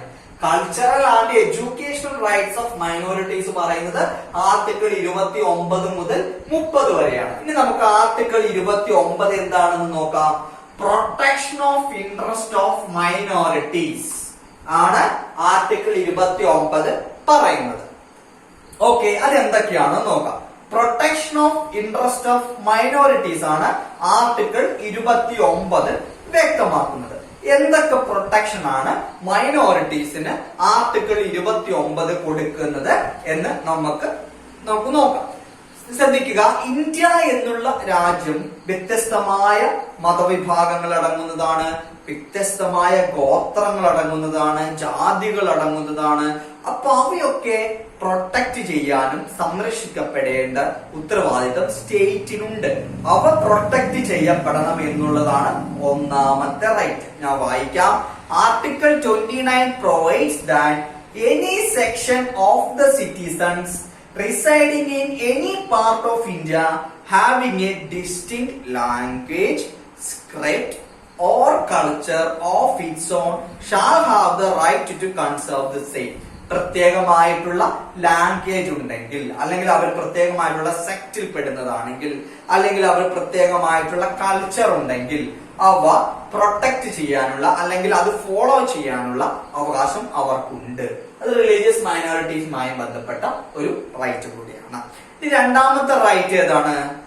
ഇതുമായി 29 പെട്ട രണ്ട് റൈറ്റ് ഉണ്ട്. 29 30 ഉണ്ട്. ഈ 29 രണ്ട് റൈറ്റ് ഉണ്ട്. അതിൽ ഒന്നാമത്തെയാണ് നമ്മുടെ സംസ്കാരവും പ്രത്യേകമായിട്ടുള്ള ലാംഗ്വേജും സെക്സും പ്രൊട്ടക്ട് ചെയ്യപ്പെടാനുള്ള, സ്ട്രെച്ചും പ്രൊട്ടക്ട് ചെയ്യപ്പെടാനുള്ള അവകാശം ഉണ്ട് എന്നുള്ള 29 ഒന്നിൽ പറയുന്നത്. 29 രണ്ടിൽ പറയുന്നത് എന്താണ്? No citizen shall be denied admission into any educational institution maintained by the state or receiving aid out of state funds on grounds only of religion, race, caste or language. അതായത് ഒരു സ്റ്റേറ്റ് മെയിൻറ്റെയിൻ ചെയ്യുന്ന അല്ലെങ്കിൽ on ചെയ്യുന്ന ഉടമസ്ഥതയിലുള്ള ഒരു education ഇൻസ്റ്റിറ്റ്യൂഷന് അല്ലെങ്കിൽ സ്റ്റേറ്റിന്റെ fund കിട്ടുന്ന എഡ്യൂക്കേഷൻ ഇൻസ്റ്റിറ്റ്യൂഷൻസിന്, രാജ്യത്തെ എഡ്യൂക്കേഷണൽ ഇൻസ്റ്റിറ്റ്യൂഷൻസിന് എന്താണ് റിലീജിയന്റെ പേരിലും കാസ്റ്റിന്റെ പേരിലും റേസിന്റെ പേരിലും ലാംഗ്വേജിന്റെ പേരിലും ഒരു കുട്ടിക്ക് അഡ്മിഷൻ കൊടുക്കാതിരിക്കാൻ പാടില്ല എന്നാണ് ആർട്ടിക്കിൾ 29 ക്ലോസ് 2 വ്യക്തമാക്കുന്നത്. ഓക്കെ, മനസ്സിലായല്ലോ. അപ്പൊ 29 രണ്ട് കാര്യങ്ങൾ പറയുന്നുണ്ട്. ഒന്നാമത്തെ കാര്യം എന്താണ്? നമുക്ക് പ്രത്യേകമായിട്ടുള്ള ഒരു കൾച്ചർ ഉണ്ട്, പ്രത്യേകമായിട്ടുള്ള ഒരു സെക്ട് ഉണ്ട്, ഒരു സ്ക്രിപ്റ്റ് ഉണ്ട്, പ്രത്യേകമായിട്ടുള്ള ഒരു എന്താണ് ലാംഗ്വേജ് ഉണ്ട്. അത് പ്രൊട്ടക്ട് ചെയ്യപ്പെടാനുള്ള അവകാശമുണ്ട്. രണ്ടാമത്തെ കാര്യം എന്താണ്? ആർട്ടിക്കിൾ 29 പറയുന്നത്. രണ്ടാമത്തെ കാര്യം പറയുന്നത് എന്താണ്? റിലീജിയന്റെ പേരിലും റേസിന്റെ പേര്, റേസ് എന്ന് പറഞ്ഞ വംശം, കാസ്റ്റിന്റെ പേരിലും ഗോത്രത്തിന്റെ പേരിലും ഒരു കുട്ടിക്ക് ഒരു സ്കൂളില് അഡ്മിഷൻ നിഷേധിക്കാൻ പാടില്ല എന്നാണ് 29 രണ്ടാമത്തെ കാര്യം പറയുന്നത്. ഓക്കെ, ഇനി നമുക്ക് ആർട്ടിക്കിൾ 30 കടക്കാം. ആർട്ടിക്കിൾ 30 എന്താണ്? Right of minorities to establish and administer educational institutions. നമ്മുടെ രാജ്യത്ത് മൈനോറിറ്റിയെ പെടുന്ന, അതായത് മുസ്ലിം, ക്രിസ്ത്യൻസ്, പാഴ്സി, സിഖ്, അതുപോലുള്ള ബുദ്ധ മുതലായ മൈനോറിറ്റി വിഭാഗത്തിൽപ്പെട്ട മതവിഭാഗങ്ങൾക്ക് പ്രത്യേകമായി എഡ്യൂക്കേഷണൽ ഇൻസ്റ്റിറ്റ്യൂഷൻസ് തുടങ്ങാനുള്ള അവകാശം ഭരണഘടനയിലെ മൗലികാവകാശമാണ്. അത് ആർട്ടിക്കിൾ 30 പ്രകാരമാണ്, 30 പ്രകാരമാണ് അവർക്ക് ലഭിക്കുന്നത്. അതെന്താണെന്ന് നോക്കാം. Right of minorities to establish and administer educational institutions. All minorities shall have the right to establish and administer educational institution of their choice. All minorities shall have the right to establish and administer educational institutions of their choice എന്നുള്ളതാണ് 30 പറയുന്നത്. അതായത് അവർക്ക് educational institutions തുടങ്ങാനുള്ള അവകാശം, അത് ഭരണഘടനാപരമായിട്ട് മൗലിക അവകാശമാണ്. അതാണ് ആർട്ടിക്കിൾ 30 പറയുന്നത്. ഓക്കെ, അപ്പൊ 23, 24 പഠിച്ചു, 25 മുതൽ 28 പഠിച്ചു, 29 മുതൽ 30 പഠിച്ചു. അടുത്തത് 32 എന്താണ് പറയുന്നത്? Right to constitutional remedies. Article 32 right to constitutional remedies. എന്തുകൊണ്ടാണ് നേരെ 30 നിന്ന് 32 പോയത്? നമ്മൾ നേരത്തെ ഡിസ്കസ് ചെയ്ത കാര്യമാണ്. 31 ആർട്ടിക്കിൾ 31, അതായത് റൈറ്റ് ടു പ്രോപ്പർട്ടി 1978 44ാം ഭരണഘടനാ ഭേദഗതിയിലൂടെ ഫണ്ടമെന്റൽ റൈറ്റ്സ് എന്ന ഭാഗത്ത് നിന്ന് മാറ്റി അത് ലീഗൽ റൈറ്റിലേക്ക് ആക്കി. അത് 300A, ഇപ്പൊ ഭരണഘടന നമ്മൾ നോക്കിക്കഴിഞ്ഞാൽ 300A നോക്കിക്കഴിഞ്ഞാലാണ് റൈറ്റ് ടു പ്രോപ്പർട്ടി കാണാൻ പറ്റുന്നത്. 31 ഇപ്പോ അത് ഇല്ല. അതുകൊണ്ടാണ് 30 നിന്ന് നേരെ നമ്മൾ ആർട്ടിക്കിൾ 32 പോയത്. ഈ ഭാഗം, ഈ ആർട്ടിക്കിൾ 32 ഭാഗം ഉറപ്പായും ചോദ്യം വരുന്ന ഭാഗമാണ്. പ്രത്യേകം ശ്രദ്ധിക്കുക. ഉറപ്പായും ചോദ്യം വരുന്ന ഉറപ്പാണ് ഈ ഭാഗത്തു നിന്നുള്ള ചോദ്യം. ഒരു ചോദ്യമെങ്കിലും ഉറപ്പാണ് ആർട്ടിക്കിൾ 32 എന്നുള്ളത്. വളരെ പ്രധാനപ്പെട്ട ഒരു ആർട്ടിക്കിളാണ് ആർട്ടിക്കിൾ 32 എന്നുള്ളത്. കാരണം ആർട്ടിക്കിൾ 32 എന്നുള്ളത് അതായത് ഇത് fundamental rights of the constitution എന്ന് വേണമെങ്കിൽ നമുക്ക് പറയാം. Fundamental law of the land constitution ആണ്. Fundamental law of the constitution fundamental rights ആണ്. Fundamental law of the fundamental rights എന്ന് ഉദ്ദേശിക്കുന്നത് ഏതാണ്? Right to constitution remedies article 32 ആണ്. ഓക്കെ, അതായത് ഒരു ഫണ്ടമെന്റൽ റൈറ്റ്സ് നമുക്ക് ഒരു ഇന്ത്യൻ പൗരന് അല്ലെങ്കിൽ ഒരു വ്യക്തിക്ക് ലഭിക്കുന്നതിന് വേണ്ടി നമ്മൾ കോടതിയെ സമീപിക്കുന്നതും ഫണ്ടമെന്റൽ റൈറ്റ്സ് ആണെന്ന് വ്യക്തമാക്കുന്ന ആർട്ടിക്കിളാണ് ആർട്ടിക്കിൾ 32. ഒന്നുകൂടി പറയാം, ഇത്രയും നമ്മൾ പറഞ്ഞ ഈ 30 വരെ പറഞ്ഞ 12 മുതൽ 30 വരെ പറഞ്ഞിട്ടുള്ള ഈ ഫണ്ടമെന്റൽ റൈറ്റ്സില് ആ ഫണ്ടമെന്റൽ റൈറ്റ്സ് ലംഘിക്കപ്പെടുകയാണെങ്കിൽ കോടതിയിൽ പോകാമെന്നും കോടതിയിൽ പോകുകയാണെങ്കിൽ അദ്ദേഹത്തിന് നീതി ലഭിക്കേണ്ടതാണ് എന്നും പറയുന്ന അതും ഫണ്ടമെന്റൽ റൈറ്റ്സ് ആണെന്ന് പറയുന്നതാണ് ആർട്ടിക്കിൾ 32. അതാണ് റൈറ്റ് ടു കോൺസ്റ്റിറ്റ്യൂഷണൽ റെമഡീസ്. അതായത് ഈ നമ്മൾ ഇത്രയും ഈ ക്ലാസ്സുകളിലൊക്കെ പഠിച്ചിട്ടുള്ള ഏതെങ്കിലും ഫണ്ടമെന്റൽ റൈറ്റ്സ് ലംഘിക്കപ്പെടുകയാണെങ്കിൽ അദ്ദേഹത്തിന് ആർട്ടിക്കിൾ 32 പ്രകാരം സുപ്രീം കോടതിയെ സമീപിക്കാം. അതാണ് constitutional remedies, right to constitutional remedies article 32. Okay, ഈ ആർട്ടിക്കിൾ 32നെ ഡോക്ടർ അംബേദ്കർ വിശേഷിപ്പിച്ചത് it is a most important article of the constitution എന്നാണ് ഡോക്ടർ അംബേദ്കർ വിശേഷിപ്പിച്ചത്. It is a most important article. കാരണം എന്താ, ഈ ഒരു ആർട്ടിക്കിൾ ഇല്ലെങ്കിൽ ഈ പറഞ്ഞിട്ടുള്ള റൈറ്റുകളൊക്കെ നള്ളിഫൈ ചെയ്തു പോകും. കാരണം അങ്ങനെ ഒരു പ്രൊവിഷൻ നമ്മുടെ ഭരണഘടനയിൽ ഇല്ലെങ്കിൽ ഇത്രയും അവകാശങ്ങൾ നമുക്ക് ഭരണഘടന നൽകിയിട്ട് പ്രത്യേകിച്ച് കാര്യമുണ്ടോ? ഒരു കാര്യവുമില്ല. ഈ ഇത്രയും അവകാശങ്ങൾ ലംഘിക്കപ്പെടുകയാണെങ്കിൽ നമുക്ക് കോടതിയിൽ ഡയറക്റ്റ് ആയിട്ട് ലോവർ കോടതിയെ സമീപിക്കാതെ സുപ്രീം കോടതിയിലേക്ക് ഡയറക്റ്റ് ആയിട്ട് സമീപിക്കാം എന്ന് പറയുന്ന ആർട്ടിക്കിളാണ് ആർട്ടിക്കിൾ 32. ഇങ്ങനെ ഒരു പ്രൊവിഷൻ ഇല്ലെങ്കിൽ ഈ റൈറ്റുകളൊക്കെ വെറുതെ ആയിപ്പോകും. അതുകൊണ്ടാണ് ഡോക്ടർ അംബേദ്കർ പറഞ്ഞത് it is a most important article in our constitution എന്ന് പറയുന്നത്. It is the very soul of the constitution and very heart of it. ഇങ്ങനെയൊക്കെ ചോദിച്ചു കഴിഞ്ഞാൽ സോൾ ഓഫ് ദി കോൺസ്റ്റിറ്റ്യൂഷൻ എന്നൊക്കെ ചോദിച്ചാൽ soul of the constitution preamble ആണ്. പക്ഷെ it is a very soul of the constitution. അതായത് ഫണ്ടമെന്റൽ റൈറ്റ്സിന്റെ soul എന്നൊക്കെ ചോദിച്ചു കഴിഞ്ഞാൽ ആർട്ടിക്കിൾ 32 ആണ്. ഫണ്ടമെന്റൽ റൈറ്റ്സിന്റെ ഹാർട്ട് എന്ന് ചോദിച്ചാൽ ആർട്ടിക്കിൾ 32 ആണ്. Okay, soul of the constitution preamble ആണ്, heart of the constitution preamble ആണ്. പക്ഷേ soul of the fundamental rights എന്ന് ചോദിച്ചാൽ ആർട്ടിക്കിൾ 32 ആണ്. Heart of the fundamental rights എന്ന് ചോദിച്ചാൽ ആർട്ടിക്കിൾ 32 ആണ്. ഓക്കെ, പിന്നെ ഇതിൽ സുപ്രീം കോടതിയുടെ ചില ഇന്റർപ്രിട്ടേഷൻസ് ഒക്കെ വന്നിട്ടുണ്ട്. ചില ഇന്റർപ്രിട്ടേഷനിലൂടെ സുപ്രീം കോടതി ഇതിന്റെ പ്രാധാന്യം വർദ്ധിപ്പിച്ചിട്ടുണ്ട്. അതായത് supreme court has ruled that article 32 is a basic feature of the constitution. Hence it can be abrogated by way of amendment. അതായത് ഇത്രയേ ഉള്ളൂ, ബൈ വേ ഓഫ് അമെൻഡ്മെന്റിലൂടെ ഈ ആർട്ടിക്കിള് ഇല്ലാതാക്കാൻ സാധിക്കുകയില്ല എന്ന് സുപ്രീം കോടതി നിരവധി കേസുകളിൽ പറഞ്ഞിട്ടുണ്ട്. ബൈ വേ ഓഫ് അമെൻഡ്മെന്റ്, ഭേദഗതിയിലൂടെ, ഒരു ഭരണഘടനാ ഭേദഗതിയിലൂടെ സുപ്രീം കോടതിക്ക് ഈ ആർട്ടിക്കിൾ 32 ഇല്ലാതാക്കാൻ സാധിക്കുകയില്ല എന്ന് നിരവധി കോടതി വിധികളിലൂടെ സുപ്രീം കോടതി വ്യക്തമാക്കിയിട്ടുണ്ട്.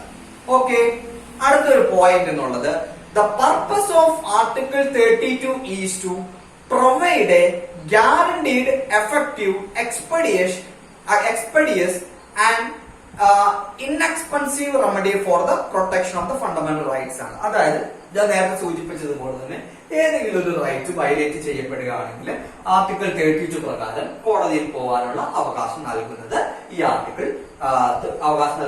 ആർട്ടിക്കിളാണ്. ഓക്കെ, ഇനി ശ്രദ്ധിക്കേണ്ടത് ഒരു കൺസെപ്റ്റ് ആണ് റിട്ട് എന്നുള്ള കൺസെപ്റ്റ്. ഇതിൽ നിന്നാണ് ചോദ്യം നമുക്ക് വരുന്നത്. നമുക്ക് എന്താണ് റിട്ട് എന്ന് നമുക്ക് നോക്കാം. ആദ്യം പഠിക്കേണ്ടത് എത്ര ടൈപ്പ് റിട്ട് ഉണ്ടെന്ന് നോക്കാം. 5 ടൈപ്പ് ഓഫ് റിട്സ് ആണ് നമുക്കുള്ളത്. 5 ടൈപ്പ് റിട്ട് ആണ് നമ്മുടെ ഭരണഘടനയിൽ പറഞ്ഞിട്ടുള്ളത്. എന്താണ് റിട്ട് എന്ന് നമുക്ക് പരിശോധിക്കാം. ഇപ്പൊ ശ്രദ്ധിക്കുക, ആർട്ടിക്കിൾ 23 വയലേറ്റ് ചെയ്യപ്പെട്ടു എന്ന് കരുതുക. ആ വ്യക്തിക്ക് അദ്ദേഹത്തെ ഫോഴ്സ് ആയിട്ട് ഒരാൾ ഫോഴ്സ് ആയിട്ട് ലേബർ ചെയ്യിക്കുകയാണ്. അപ്പൊ അതിനെതിരെ സുപ്രീം കോടതിയിൽ ആർട്ടിക്കിൾ 32 പ്രകാരം പോകാം. ഓക്കെ, അപ്പൊ സുപ്രീം കോടതി ആ നേച്ചർ എന്താണ്, ആ കോസ് ഓഫ് ആക്ഷൻ എന്താണെന്ന് നോക്കും, അല്ലെങ്കിൽ അത് ആ ഫാക്ട് എന്താണെന്ന് നോക്കും. ആ ഫാക്ട് എന്താണെന്ന് പരിശോധിച്ചതിന് ശേഷം ആ 5 ടൈപ്പിൽ ഏതാണ് ആ ഫാക്ട് വരുന്നത് എന്നുള്ളത് നോക്കി ഏതെങ്കിലും ഈ റിട്ട് 5 ടൈപ്പിൽ ഏതെങ്കിലും ഒരു റിട്ട് സുപ്രീം കോടതി പുറപ്പെടുവിപ്പിക്കും. റിട്ട് എന്നാണ് അതിന് പറയുക. ഓക്കെ, ആ പുറപ്പെടുവിപ്പിക്കുന്നതിനെയാണ് റിട്ട് എന്ന് പറയുക. കൂടുതൽ വിശദീകരിച്ച് നൽകി. ഓക്കെ, 5 ടൈപ്പ് ഓഫ് റിട്ട്സ് ആണുള്ളത്. ഒന്ന് ഹേബിയസ് കോർപ്പസ്. ഒന്നാമത്തെ റിട്ട് ഹേബിയസ് കോർപ്പസ്. വളരെ പ്രധാനപ്പെട്ട ഭാഗമാണ് കേട്ടോ, ശ്രദ്ധിച്ചിരിക്കണം. ഒന്നാമത്തെ റിട്ട് ഹേബിയസ് കോർപ്പസ്. രണ്ടാമത്തെ റിട്ട് മാൻഡാമസ്. മൂന്നാമത്തത് പ്രൊഹിബിഷൻ. നാലാമത്തത് സെഷ്വറാറി. അഞ്ചാമത്തത് ക്വോ വാറന്റോ. ഒന്നാമത്തെ റിട്ട് ഹേബിയസ് കോർപ്പസ്. രണ്ടാമത്തെ റിട്ട് മാൻഡാമസ്. മൂന്നാമത്തെ റിട്ട് പ്രൊഹിബിഷൻ. നാലാമത്തെ റിട്ട് സെഷ്വറാറി. അഞ്ചാമത്തെ റിട്ട് ക്വോ വാറന്റോ. ഓക്കെ, പിന്നെ അണ്ടർ ആർട്ടിക്കിൾ 32 പ്രകാരം സുപ്രീം കോടതിക്ക് റിട്ട് പുറപ്പെടുവിപ്പിക്കാം. അതുകൂടാതെ തന്നെ ആർട്ടിക്കിൾ 226 പ്രകാരം, ആർട്ടിക്കിൾ 226 പ്രകാരം, ആർട്ടിക്കിൾ 226 പ്രകാരം ഹൈക്കോടതിക്കും റിട്ട് പുറപ്പെടുവിപ്പിക്കാം. ഓക്കെ, ആർട്ടിക്കിൾ 32 പ്രകാരം സുപ്രീം കോടതിക്ക് റിട്ട് പുറപ്പെടുവിപ്പിക്കാം. ആർട്ടിക്കിൾ 226 പ്രകാരം ഹൈക്കോടതിക്ക് റിട്ട് പുറപ്പെടുവിപ്പിക്കാം. ഓക്കെ, ഇനി നമുക്ക് പക്ഷെ ഇവരുടെ ഈ അധികാര പരിധിയിൽ ചില വ്യത്യാസങ്ങളുണ്ട്. അത് എന്തൊക്കെയാണെന്ന് നമുക്ക് പരിശോധിച്ച് നോക്കാം. ഇവിടെ ശ്രദ്ധിക്കേണ്ടത് ഈ 32 എന്നുള്ളത് ഫണ്ടമെന്റൽ റൈറ്റ്സ് ആണല്ലോ. പക്ഷെ 226 ഫണ്ടമെന്റൽ റൈറ്റ്സ് ആണോ? അല്ല. അപ്പൊ തന്നെ അധികാര പരിധിയിൽ വലിയ വ്യത്യാസമുണ്ട്. 32 ഫണ്ടമെന്റൽ റൈറ്റ്സ് ആണ്, 226 ഫണ്ടമെന്റൽ റൈറ്റ്സ് അല്ല. അപ്പോൾ തന്നെ അധികാര പരിധിയിൽ വലിയ വ്യത്യാസം ഉണ്ടെന്ന് നമുക്ക് മനസ്സിലാക്കാമല്ലോ. എല്ലായ്പ്പോഴും സുപ്രീം കോടതിയാണ് മുകളിലെങ്കിലും റിട്ടിന്റെ കാര്യത്തിൽ കുറച്ചധികം അധികാരം സുപ്രീം കോടതിക്ക് കിട്ടുകയാണ്. അത് ഏതൊക്കെയാണ്, അല്ല അതിനുള്ള കമ്പാരിസൺ കൂടി ഒന്ന് പരിശോധിച്ച് നോക്കാം. ഒരു പോയിന്റ് വിട്ടുപോയി. അതായത് ഞാൻ പറഞ്ഞു ഹൈക്കോടതിക്ക് 226 പ്രകാരവും സുപ്രീം കോടതിക്ക് 32 പ്രകാരവും റിട്ട് പുറപ്പെടുവിപ്പിക്കാം. പിന്നെ നമ്മുടെ ഭരണഘടനയിൽ ഒരു പോയിന്റ് കൂടി പറയുന്നുണ്ട്. Parliament can empower any other court to issue writs. Parliament can empower any other court to issue writs. Okay, പാർലമെന്റിന് വേണമെങ്കിൽ വേറെ ഏതെങ്കിലും കോടതിയെ എംപവർ ചെയ്യാം റിട്ട് പുറപ്പെടുവിക്കുന്നതിന് വേണ്ടി. അങ്ങനെ ഒരു പ്രസിഡന്റ് ഇതുവരെ നമ്മുടെ രാജ്യത്ത് നടന്നിട്ടില്ല. അതുകൊണ്ട് ഇപ്പൊ നിലവിലുള്ള സാഹചര്യത്തില് ആർട്ടിക്കിൾ 32 പ്രകാരം സുപ്രീം കോടതിക്കും ആർട്ടിക്കിൾ 226 പ്രകാരം ഹൈക്കോടതിക്കുമാണ് റിട്ട് പുറപ്പെടുവിപ്പിക്കാനുള്ള അവകാശം ഉള്ളത്. ഇനി നമുക്ക് ആ കമ്പാരിസണിലേക്ക് കിടക്കാം. സുപ്രീം കോടതിയുടെയും ഹൈക്കോടതിയുടെയും പവറിലുള്ള കമ്പാരിസൺ. ഏതിലാണ് റിട്ട് പുറപ്പെടുവിപ്പിക്കുന്നതിനുള്ള പവറിലുള്ള കമ്പാരിസൺ എന്തൊക്കെയാണെന്ന് നോക്കാം. ഓക്കെ, ഒന്നാമത്തെ കാര്യം, supreme court can issue writs only for the enforcement of fundamental rights. അതറിയാലോ, ഞാൻ നേരത്തെ പറഞ്ഞു, only for the enforcement of fundamental rights. But a high court can issue writs not only for the enforcement of fundamental rights but also for any other purposes. Enforcement of an ordinary legal right. ഈ കാര്യത്തില് ഹൈക്കോടതിക്ക് കുറച്ചധികം അധികാരം നൽകുന്നുണ്ട്. Supreme കോടതിക്ക് ഒരു fundamental rights violate ചെയ്യപ്പെട്ടാൽ മാത്രമേ writ പുറപ്പെടുവിപ്പിക്കാൻ സാധിക്കുകയുള്ളൂ. പക്ഷേ ഹൈക്കോടതിക്ക് ഒരു ലീഗൽ റൈറ്റ്, ഒരു മിയർ ലീഗൽ റൈറ്റ് വയലേറ്റ് ചെയ്യപ്പെട്ടാലും റിട്ട് പുറപ്പെടുവിപ്പിക്കാനുള്ള അവകാശമുണ്ട് എന്നുള്ള കാര്യം പ്രത്യേകം ശ്രദ്ധിക്കുക. പിന്നെ ഉള്ളത് ടെറിട്ടോറിയൽ ജൂറിസ്ഡിക്ഷൻ ആണ്. ടെറിട്ടോറിയൽ ജൂറിസ്ഡിക്ഷൻ എന്ന് പറഞ്ഞാൽ നിങ്ങൾക്ക് അറിയാമല്ലോ, കേരള ഹൈക്കോടതിയുടെ ടെറിട്ടോറിയൽ ജൂറിസ്ഡിക്ഷൻ കേരളം എന്ന സ്റ്റേറ്റ് മുഴുവനും ലക്ഷദ്വീപ് എന്നുള്ള യൂണിയൻ ടെറിട്ടറിയുമാണ്. അതുപോലെ തന്നെ മദ്രാസ് ഹൈക്കോടതിയുടെ യൂണിയൻ ടെറിട്ടറി ശ്രമിക്കുക. മദ്രാസ് ഹൈക്കോടതിയുടെ ടെറിട്ടോറിയൽ ജൂറിസ്ഡിക്ഷൻ എന്നുള്ളത് തമിഴ്നാട് സ്റ്റേറ്റും ആണുള്ളത്. ഓക്കെ, അത് പ്രത്യേകം ശ്രദ്ധിക്കുക. പിന്നെ നമ്മള് അതാണ് ടെറിട്ടോറിയൽ ജൂറിസ്ഡിക്ഷൻ എന്ന് ഉദ്ദേശിക്കുന്നത്. അപ്പോ ടെറിട്ടോറിയൽ ജൂറിസ്ഡിക്ഷൻ സ്വാഭാവികമായും ആർക്കായിരിക്കും കൂടുതൽ? സുപ്രീം കോടതിക്കായിരിക്കും ടെറിട്ടോറിയൽ ജൂറിസ്ഡിക്ഷൻ സ്വാഭാവികമായും കൂടുതൽ. കാരണം ഇന്ത്യ മുഴുവൻ ടെറിട്ടോറിയൽ ജൂറിസ്ഡിക്ഷൻ സുപ്രീം കോടതിക്കായിരിക്കുമല്ലോ. ഹൈക്കോടതികൾക്ക് അതിന്റേതായ സ്റ്റേറ്റുകൾക്കും യൂണിയൻ ടെറിട്ടറിയിൽ മാത്രമല്ലേ ഉണ്ടാവുകയുള്ളൂ. അപ്പോ ടെറിട്ടോറിയൽ ജൂറിസ്ഡിക്ഷൻ കൂടുതലുള്ളത് സുപ്രീം കോടതിക്കാണ്.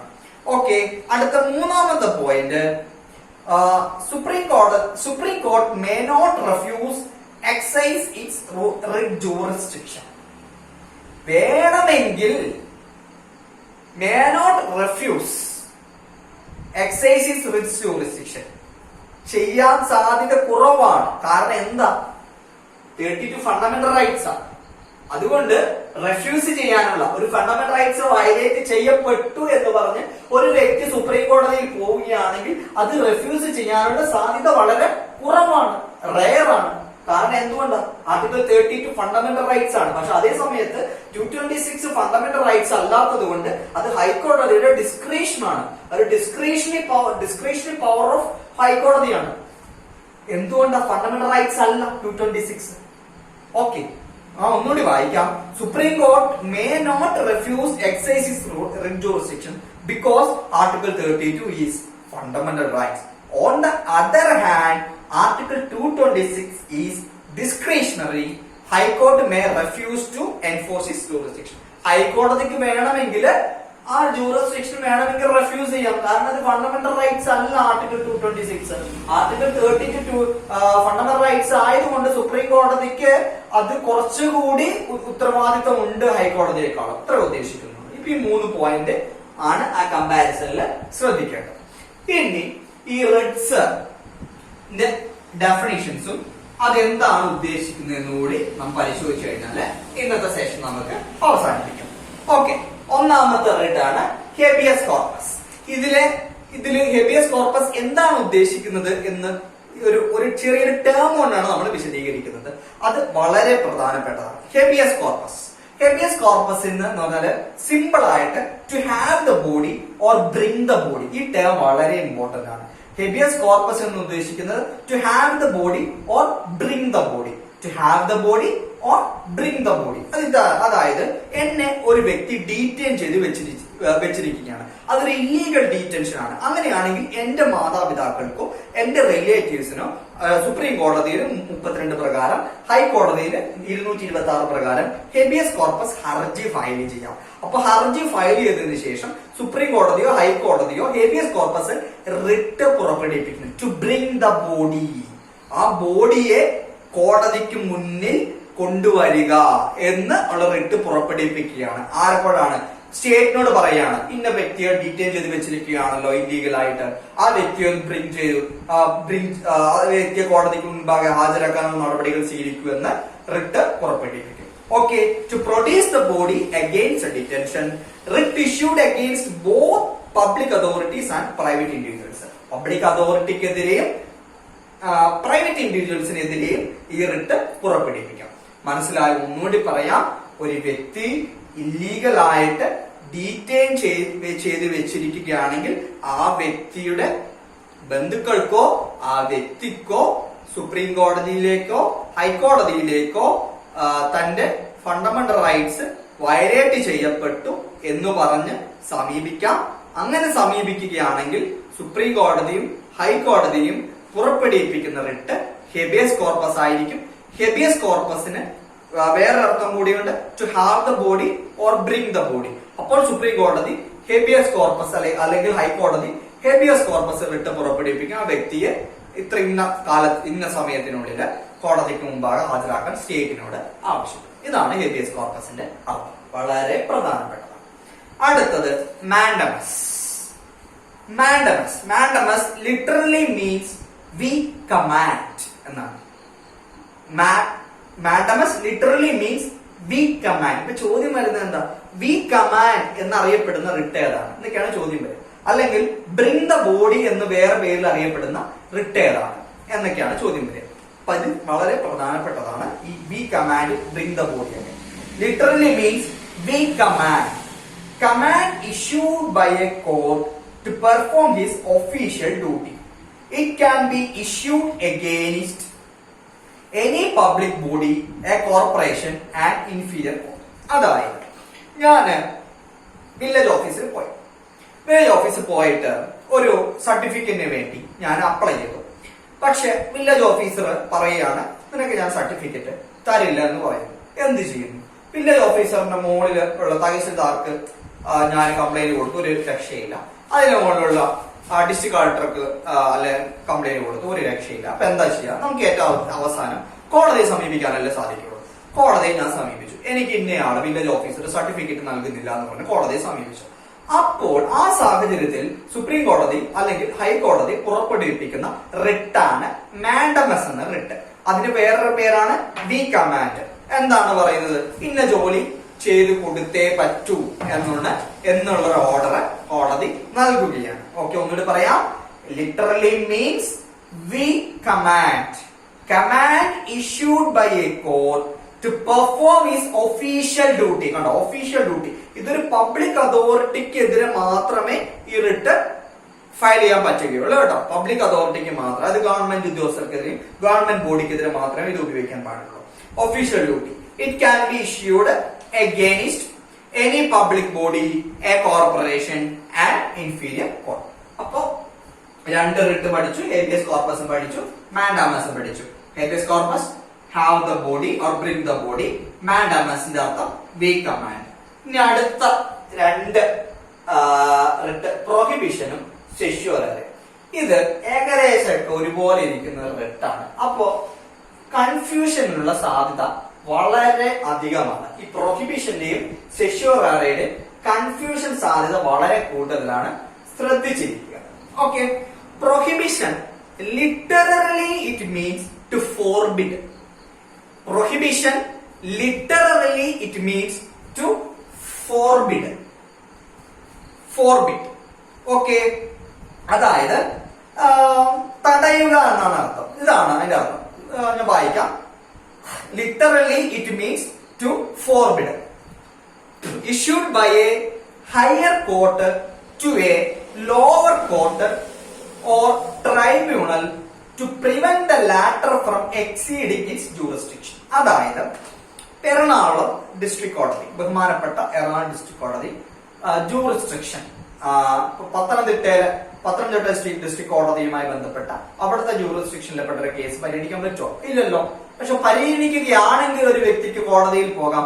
ആ കോടതിയിൽ പോകുമ്പോൾ കോടതി, സുപ്രീം കോടതി അല്ലെങ്കിൽ ഹൈക്കോടതി പുറപ്പെടുവിപ്പിക്കുന്ന റിട്ടാണ് പ്രൊഹിബിഷൻ എന്നുള്ളത്. കാരണം they have exceeded their jurisdiction എന്ന് പറഞ്ഞിട്ട് കോടതിയിൽ പോകാം. ജൂറിസ്ട്രിക്ഷൻ എക്സീഡ് ചെയ്തു എന്ന് പറഞ്ഞ് കോടതിയിൽ പോകും. അപ്പൊ കോടതി പ്രൊഹിബിഷൻ എന്നുള്ള റിട്ട് പുറപ്പെടുവിപ്പിക്കും. ആ കോടതി സ്വീകരിച്ച എല്ലാ നടപടികളും ക്വാഷിയും എല്ലാ നടപടികളും ഇല്ലീഗൽ ആയിട്ടുള്ള എല്ലാ നടപടികളും ക്വാഷിയും അവിടെ നിർത്തിവെക്കും. അതാണ് പ്രൊഹിബിഷൻ കൊണ്ട് അർത്ഥമാക്കുന്നത്. ഓക്കെ, പ്രൊഹിബിഷൻ പഠിച്ചു. To forbid. അടുത്ത certiorari literally means to be certified. ഈ ടേം വളരെ ഇമ്പോർട്ടന്റ് ആണ് കേട്ടോ, എല്ലാത്തിനും ഉണ്ട്. To be certified. Certiorari literally means to be certified or to be informed. To be certified അല്ലെങ്കിൽ ഓർ ടു ബി ഇൻഫോംഡ് എന്നൊക്കെ ചോദിച്ചു കഴിഞ്ഞാൽ സെഷ്വററി ആണ് റിട്ട്, ആണ് ആൻസർ. അതായത് higher court to a lower court or tribunal either to transfer a case pending with the latter to itself or to quash the order of the latter in a case, excess of jurisdiction and lack of jurisdiction. അതായത് ഇത്രയേ ഉള്ളൂ. ഞാൻ നേരത്തെ സൂചിപ്പിച്ചതുപോലെ തന്നെ ഒരു particular കോടതിക്ക് ഒരു ജൂറിസ്ഡിക്ഷൻ ഉണ്ട്, ഒരു മജിസ്ട്രേറ്റ് കോടതിക്ക് ഒരു ജൂറിസ്ഡിക്ഷൻ ഉണ്ട്, ഒരു സബ് കോടതിക്ക് ഒരു ജൂറിസ്ഡിക്ഷൻ ഉണ്ട്, ഒരു ഡിസ്ട്രിക്ട് കോടതിക്ക് ഒരു ജൂറിസ്ഡിക്ഷൻ ഉണ്ട്, ഒരു ഹൈക്കോടതിക്ക് ഒരു ജൂറിസ്ഡിക്ഷൻ ഉണ്ട്. ഒരു കോടതി ഒരു ലോവർ കോടതിയാണെന്ന് വിചാരിക്കുക, അതിന്റെ ഒരു ജൂറിസ്ഡിക്ഷൻ എക്സീഡ് ചെയ്തിട്ട് ഒരു കേസ് പരിഗണിക്കുകയാണ്. അങ്ങനെയാണെങ്കിൽ ആ കേസ് ആ കോടതിയിൽ നിന്ന് അതിന്റെ ഹയർ കോടതിയിലേക്ക് ജൂറിസ്ഡിക്ഷൻ ഉള്ള ഹയർ കോടതിയിലേക്ക് എത്തിക്കണമെന്ന് പറയുന്ന റിട്ടാണ് സെഷോറർ. ഇത്രേ ഉദ്ദേശിക്കുന്നുള്ളൂ. ഒരു ലോവർ കോടതി അതിന്റെ ജൂറിസ്ഡിക്ഷൻ എക്സീഡ് ചെയ്തു എങ്കിൽ ലോവർ കോടതി ജൂറിസ്ഡിക്ഷൻ എക്സീഡ് ചെയ്ത് ഒരു കേസ് പരിഗണിക്കുകയാണ്. അതിനെതിരെ ഒരു വ്യക്തി ഹൈക്കോടതിയിൽ അല്ലെങ്കിൽ സുപ്രീം കോടതിയിൽ പോയി അപ്പൊ പുറപ്പെടുവിപ്പിക്കുന്ന റിട്ടാണ് സെഷോറർ. ആ റിട്ടിൽ പറയും, ആ റിട്ട് ഓർഡറിൽ പറയും ഇന്ന ഒരു കേസ് ലോവർ കോടതിയിൽ നിന്ന് ഹൈക്കോടതിയിലേക്ക് മാറ്റണം, അല്ലെങ്കിൽ അപ്പൊ ഹൈക്കോടതിയിലാണ് ആ റിട്ട് ആപ്ലിക്കേഷൻ കൊടുത്തതെങ്കിൽ ഈ ഹൈക്കോടതിയിലേക്ക് തന്നെ ആ കേസ് ട്രാൻസ്ഫർ ചെയ്യണം, അല്ലെങ്കിൽ പർട്ടിക്കുലർ വേറെ ഒരു കോടതിയിലേക്ക് ട്രാൻസ്ഫർ ചെയ്യണമെന്ന് ഓർഡർ ഇടുന്നതിനാണ് സെഷോറർ എന്ന് പറയുന്നത്. ഓക്കെ, അതിന് വേറെ പേരാണ് to be certified or to be informed. അടുത്ത അവസാനത്തെ റിട്ടാണ് QR ഉണ്ടോ. QR ഉണ്ടോ, വാട്ട് ഈസ് യുവർ അതോറിറ്റി എന്നൊക്കെ ആണ് അതിന്റെ നമ്മൾ ചുരുക്കി പറയുക. What is your authority or warrant എന്നൊക്കെ പറയപ്പെടുന്ന റിട്ടാണ് QR ഉണ്ടോ. What is your authority or warrant എന്നൊക്കെ അറിയപ്പെടുന്ന റിട്ടാണ് QR ഉണ്ടോ. ഞാൻ വായിക്കാം. Literally meaning by what authority or warrant. It is issued by the court to enquire into the legality of claim of a person to a public office. Hence, it prevents illegal use of a public office. അതായത് നമ്മുടെ നാട്ടില് സെക്രട്ടേറിയറ്റിലെ ഉദ്യോഗസ്ഥർക്ക് ഒരു ജോലിയുണ്ട്, ഒരു sub ഇൻസ്പെക്ടർക്ക് ഒരു ജോലിയുണ്ട്. സെക്രട്ടേറിയറ്റിൽ ഉദ്യോഗസ്ഥൻ ചെയ്യേണ്ട ഒരു ജോലി സബ് ഇൻസ്പെക്ടർ ചെയ്യുകയും സബ് ഇൻസ്പെക്ടർ ചെയ്യേണ്ട ഒരു ജോലി സെക്രട്ടേറിയറ്റിൽ ഉദ്യോഗസ്ഥൻ ചെയ്യുകയും ചെയ്തു കഴിഞ്ഞാൽ എന്തായിരിക്കും അവസ്ഥ? ഓരോരുത്തർക്കും ഓരോ ജോലിയില്ലേ, അതേ ചെയ്യാൻ പാടുള്ളൂ. അതാണ് വാട്ട് ഈസ് യുവർ അതോറിറ്റി. ഒരു വില്ലേജ് ഓഫീസർ തഹസിൽദാർ ചെയ്യേണ്ട ഒരു കാസ്റ്റ് സർട്ടിഫിക്കറ്റ് ഇഷ്യൂ ചെയ്യേണ്ടത് തഹസിൽദാറാണ്, വില്ലേജ് ഓഫീസർ അല്ല. പക്ഷെ വില്ലേജ് ഓഫീസറുടെ ഒപ്പിട്ടിട്ട് കാസ്റ്റ് സർട്ടിഫിക്കറ്റ് ഇഷ്യൂ ചെയ്തു. കാസ്റ്റ് സർട്ടിഫിക്കറ്റ് ഇഷ്യൂ ചെയ്തു അതിനെതിരെ ഒരു വ്യക്തി കോടതിയിൽ പോവുകയാണ്. അപ്പോ കോടതി ഇഷ്യൂ ചെയ്യുന്ന റിട്ട് ആയിരിക്കും QR ഉണ്ടോ എന്നുള്ള റിട്ട്. അപ്പൊ ചോദിക്കും വാട്ട് ഈസ് യുവർ, ആ വില്ലേജ് ഓഫീസറോട് ചോദിക്കും what is your authority to issue that particular caste certificate. മറുപടി പറയേണ്ടി വരും വില്ലേജ് ഓഫീസർ. അതാണ് ഈ റിട്ട് കൊണ്ട് ഉദ്ദേശിക്കുന്നത്. ഇത് വളരെ പ്രധാനപ്പെട്ട മേഖലയാണ് കേട്ടോ. ഈ ഓരോ റിട്ടും എത്ര റിട്ട് എന്നുള്ള ചോദിച്ചിട്ടുണ്ട്. 5 റിട്സ്. ഓരോ പേരും ഈ ഹെബിയസ് ഹാദബോഡി ബ്രിഗ്ദബോഡി ആ പേര്, മാൻഡമസ് വി കമാൻഡ് എന്നുള്ള പേര്, അങ്ങനെ അതും ചോദിച്ച് കണ്ടിട്ടുണ്ട്. അപ്പൊ അത് വളരെ പ്രധാനപ്പെട്ട ഒരു മേഖലയാണ്. അപ്പൊ നമ്മൾ ഇന്ന് പഠിച്ച എന്തൊക്കെയാണ്? ആർട്ടിക്കിൾ 23 മുതൽ 32 വരെയാണ് നമ്മൾ പഠിച്ചത്. റൈറ്റ് അഗെയിൻസ്റ്റ് എക്സ്പ്ലോയിറ്റേഷൻ ആണ് ആർട്ടിക്കിൾ 23 മുതൽ 24 വരെ പറയുന്നത്. Right to freedom of religion ആണ് 25 മുതൽ 30 വരെ പറയുന്നത്. കൾച്ചറൽ ആൻഡ് എഡ്യൂക്കേഷണൽ റൈറ്റ്സ് ആണ് 29 മുതൽ 30 വരെ പറയുന്നത്. 31ാമത്തെ റൈറ്റ് ഡിലീറ്റ് ചെയ്യപ്പെട്ടു 1978 44ാം ഭരണഘടനാ ഭേദഗതിയിലൂടെ. പിന്നെ 32 പറയുന്നത് റൈറ്റ് ടു കോൺസ്റ്റിറ്റ്യൂഷൻ റെമഡീസ് ആണ്. 5 ടൈപ്പ് റിട്ടാണുള്ളത്. അതിന്റെ പ്രധാനപ്പെട്ട പേരുകളും കാര്യങ്ങളൊക്കെ ശ്രദ്ധിച്ച് കറക്റ്റ് ആയിട്ട് പഠിച്ചു പോകുക. ഇത്രയേ ഉള്ളൂ ഇന്നത്തെ സെഷനിൽ. എന്തെങ്കിലും സംശയം വന്നിട്ടുണ്ടെങ്കിൽ കുറച്ച് സ്പീഡിലാണ് ഇന്നത്തെ ക്ലാസ് എടുത്തത്. കാരണം എന്നാലും നമുക്ക് ടോപ്പിക്ക് തീർന്നു പോവുകയുള്ളൂ.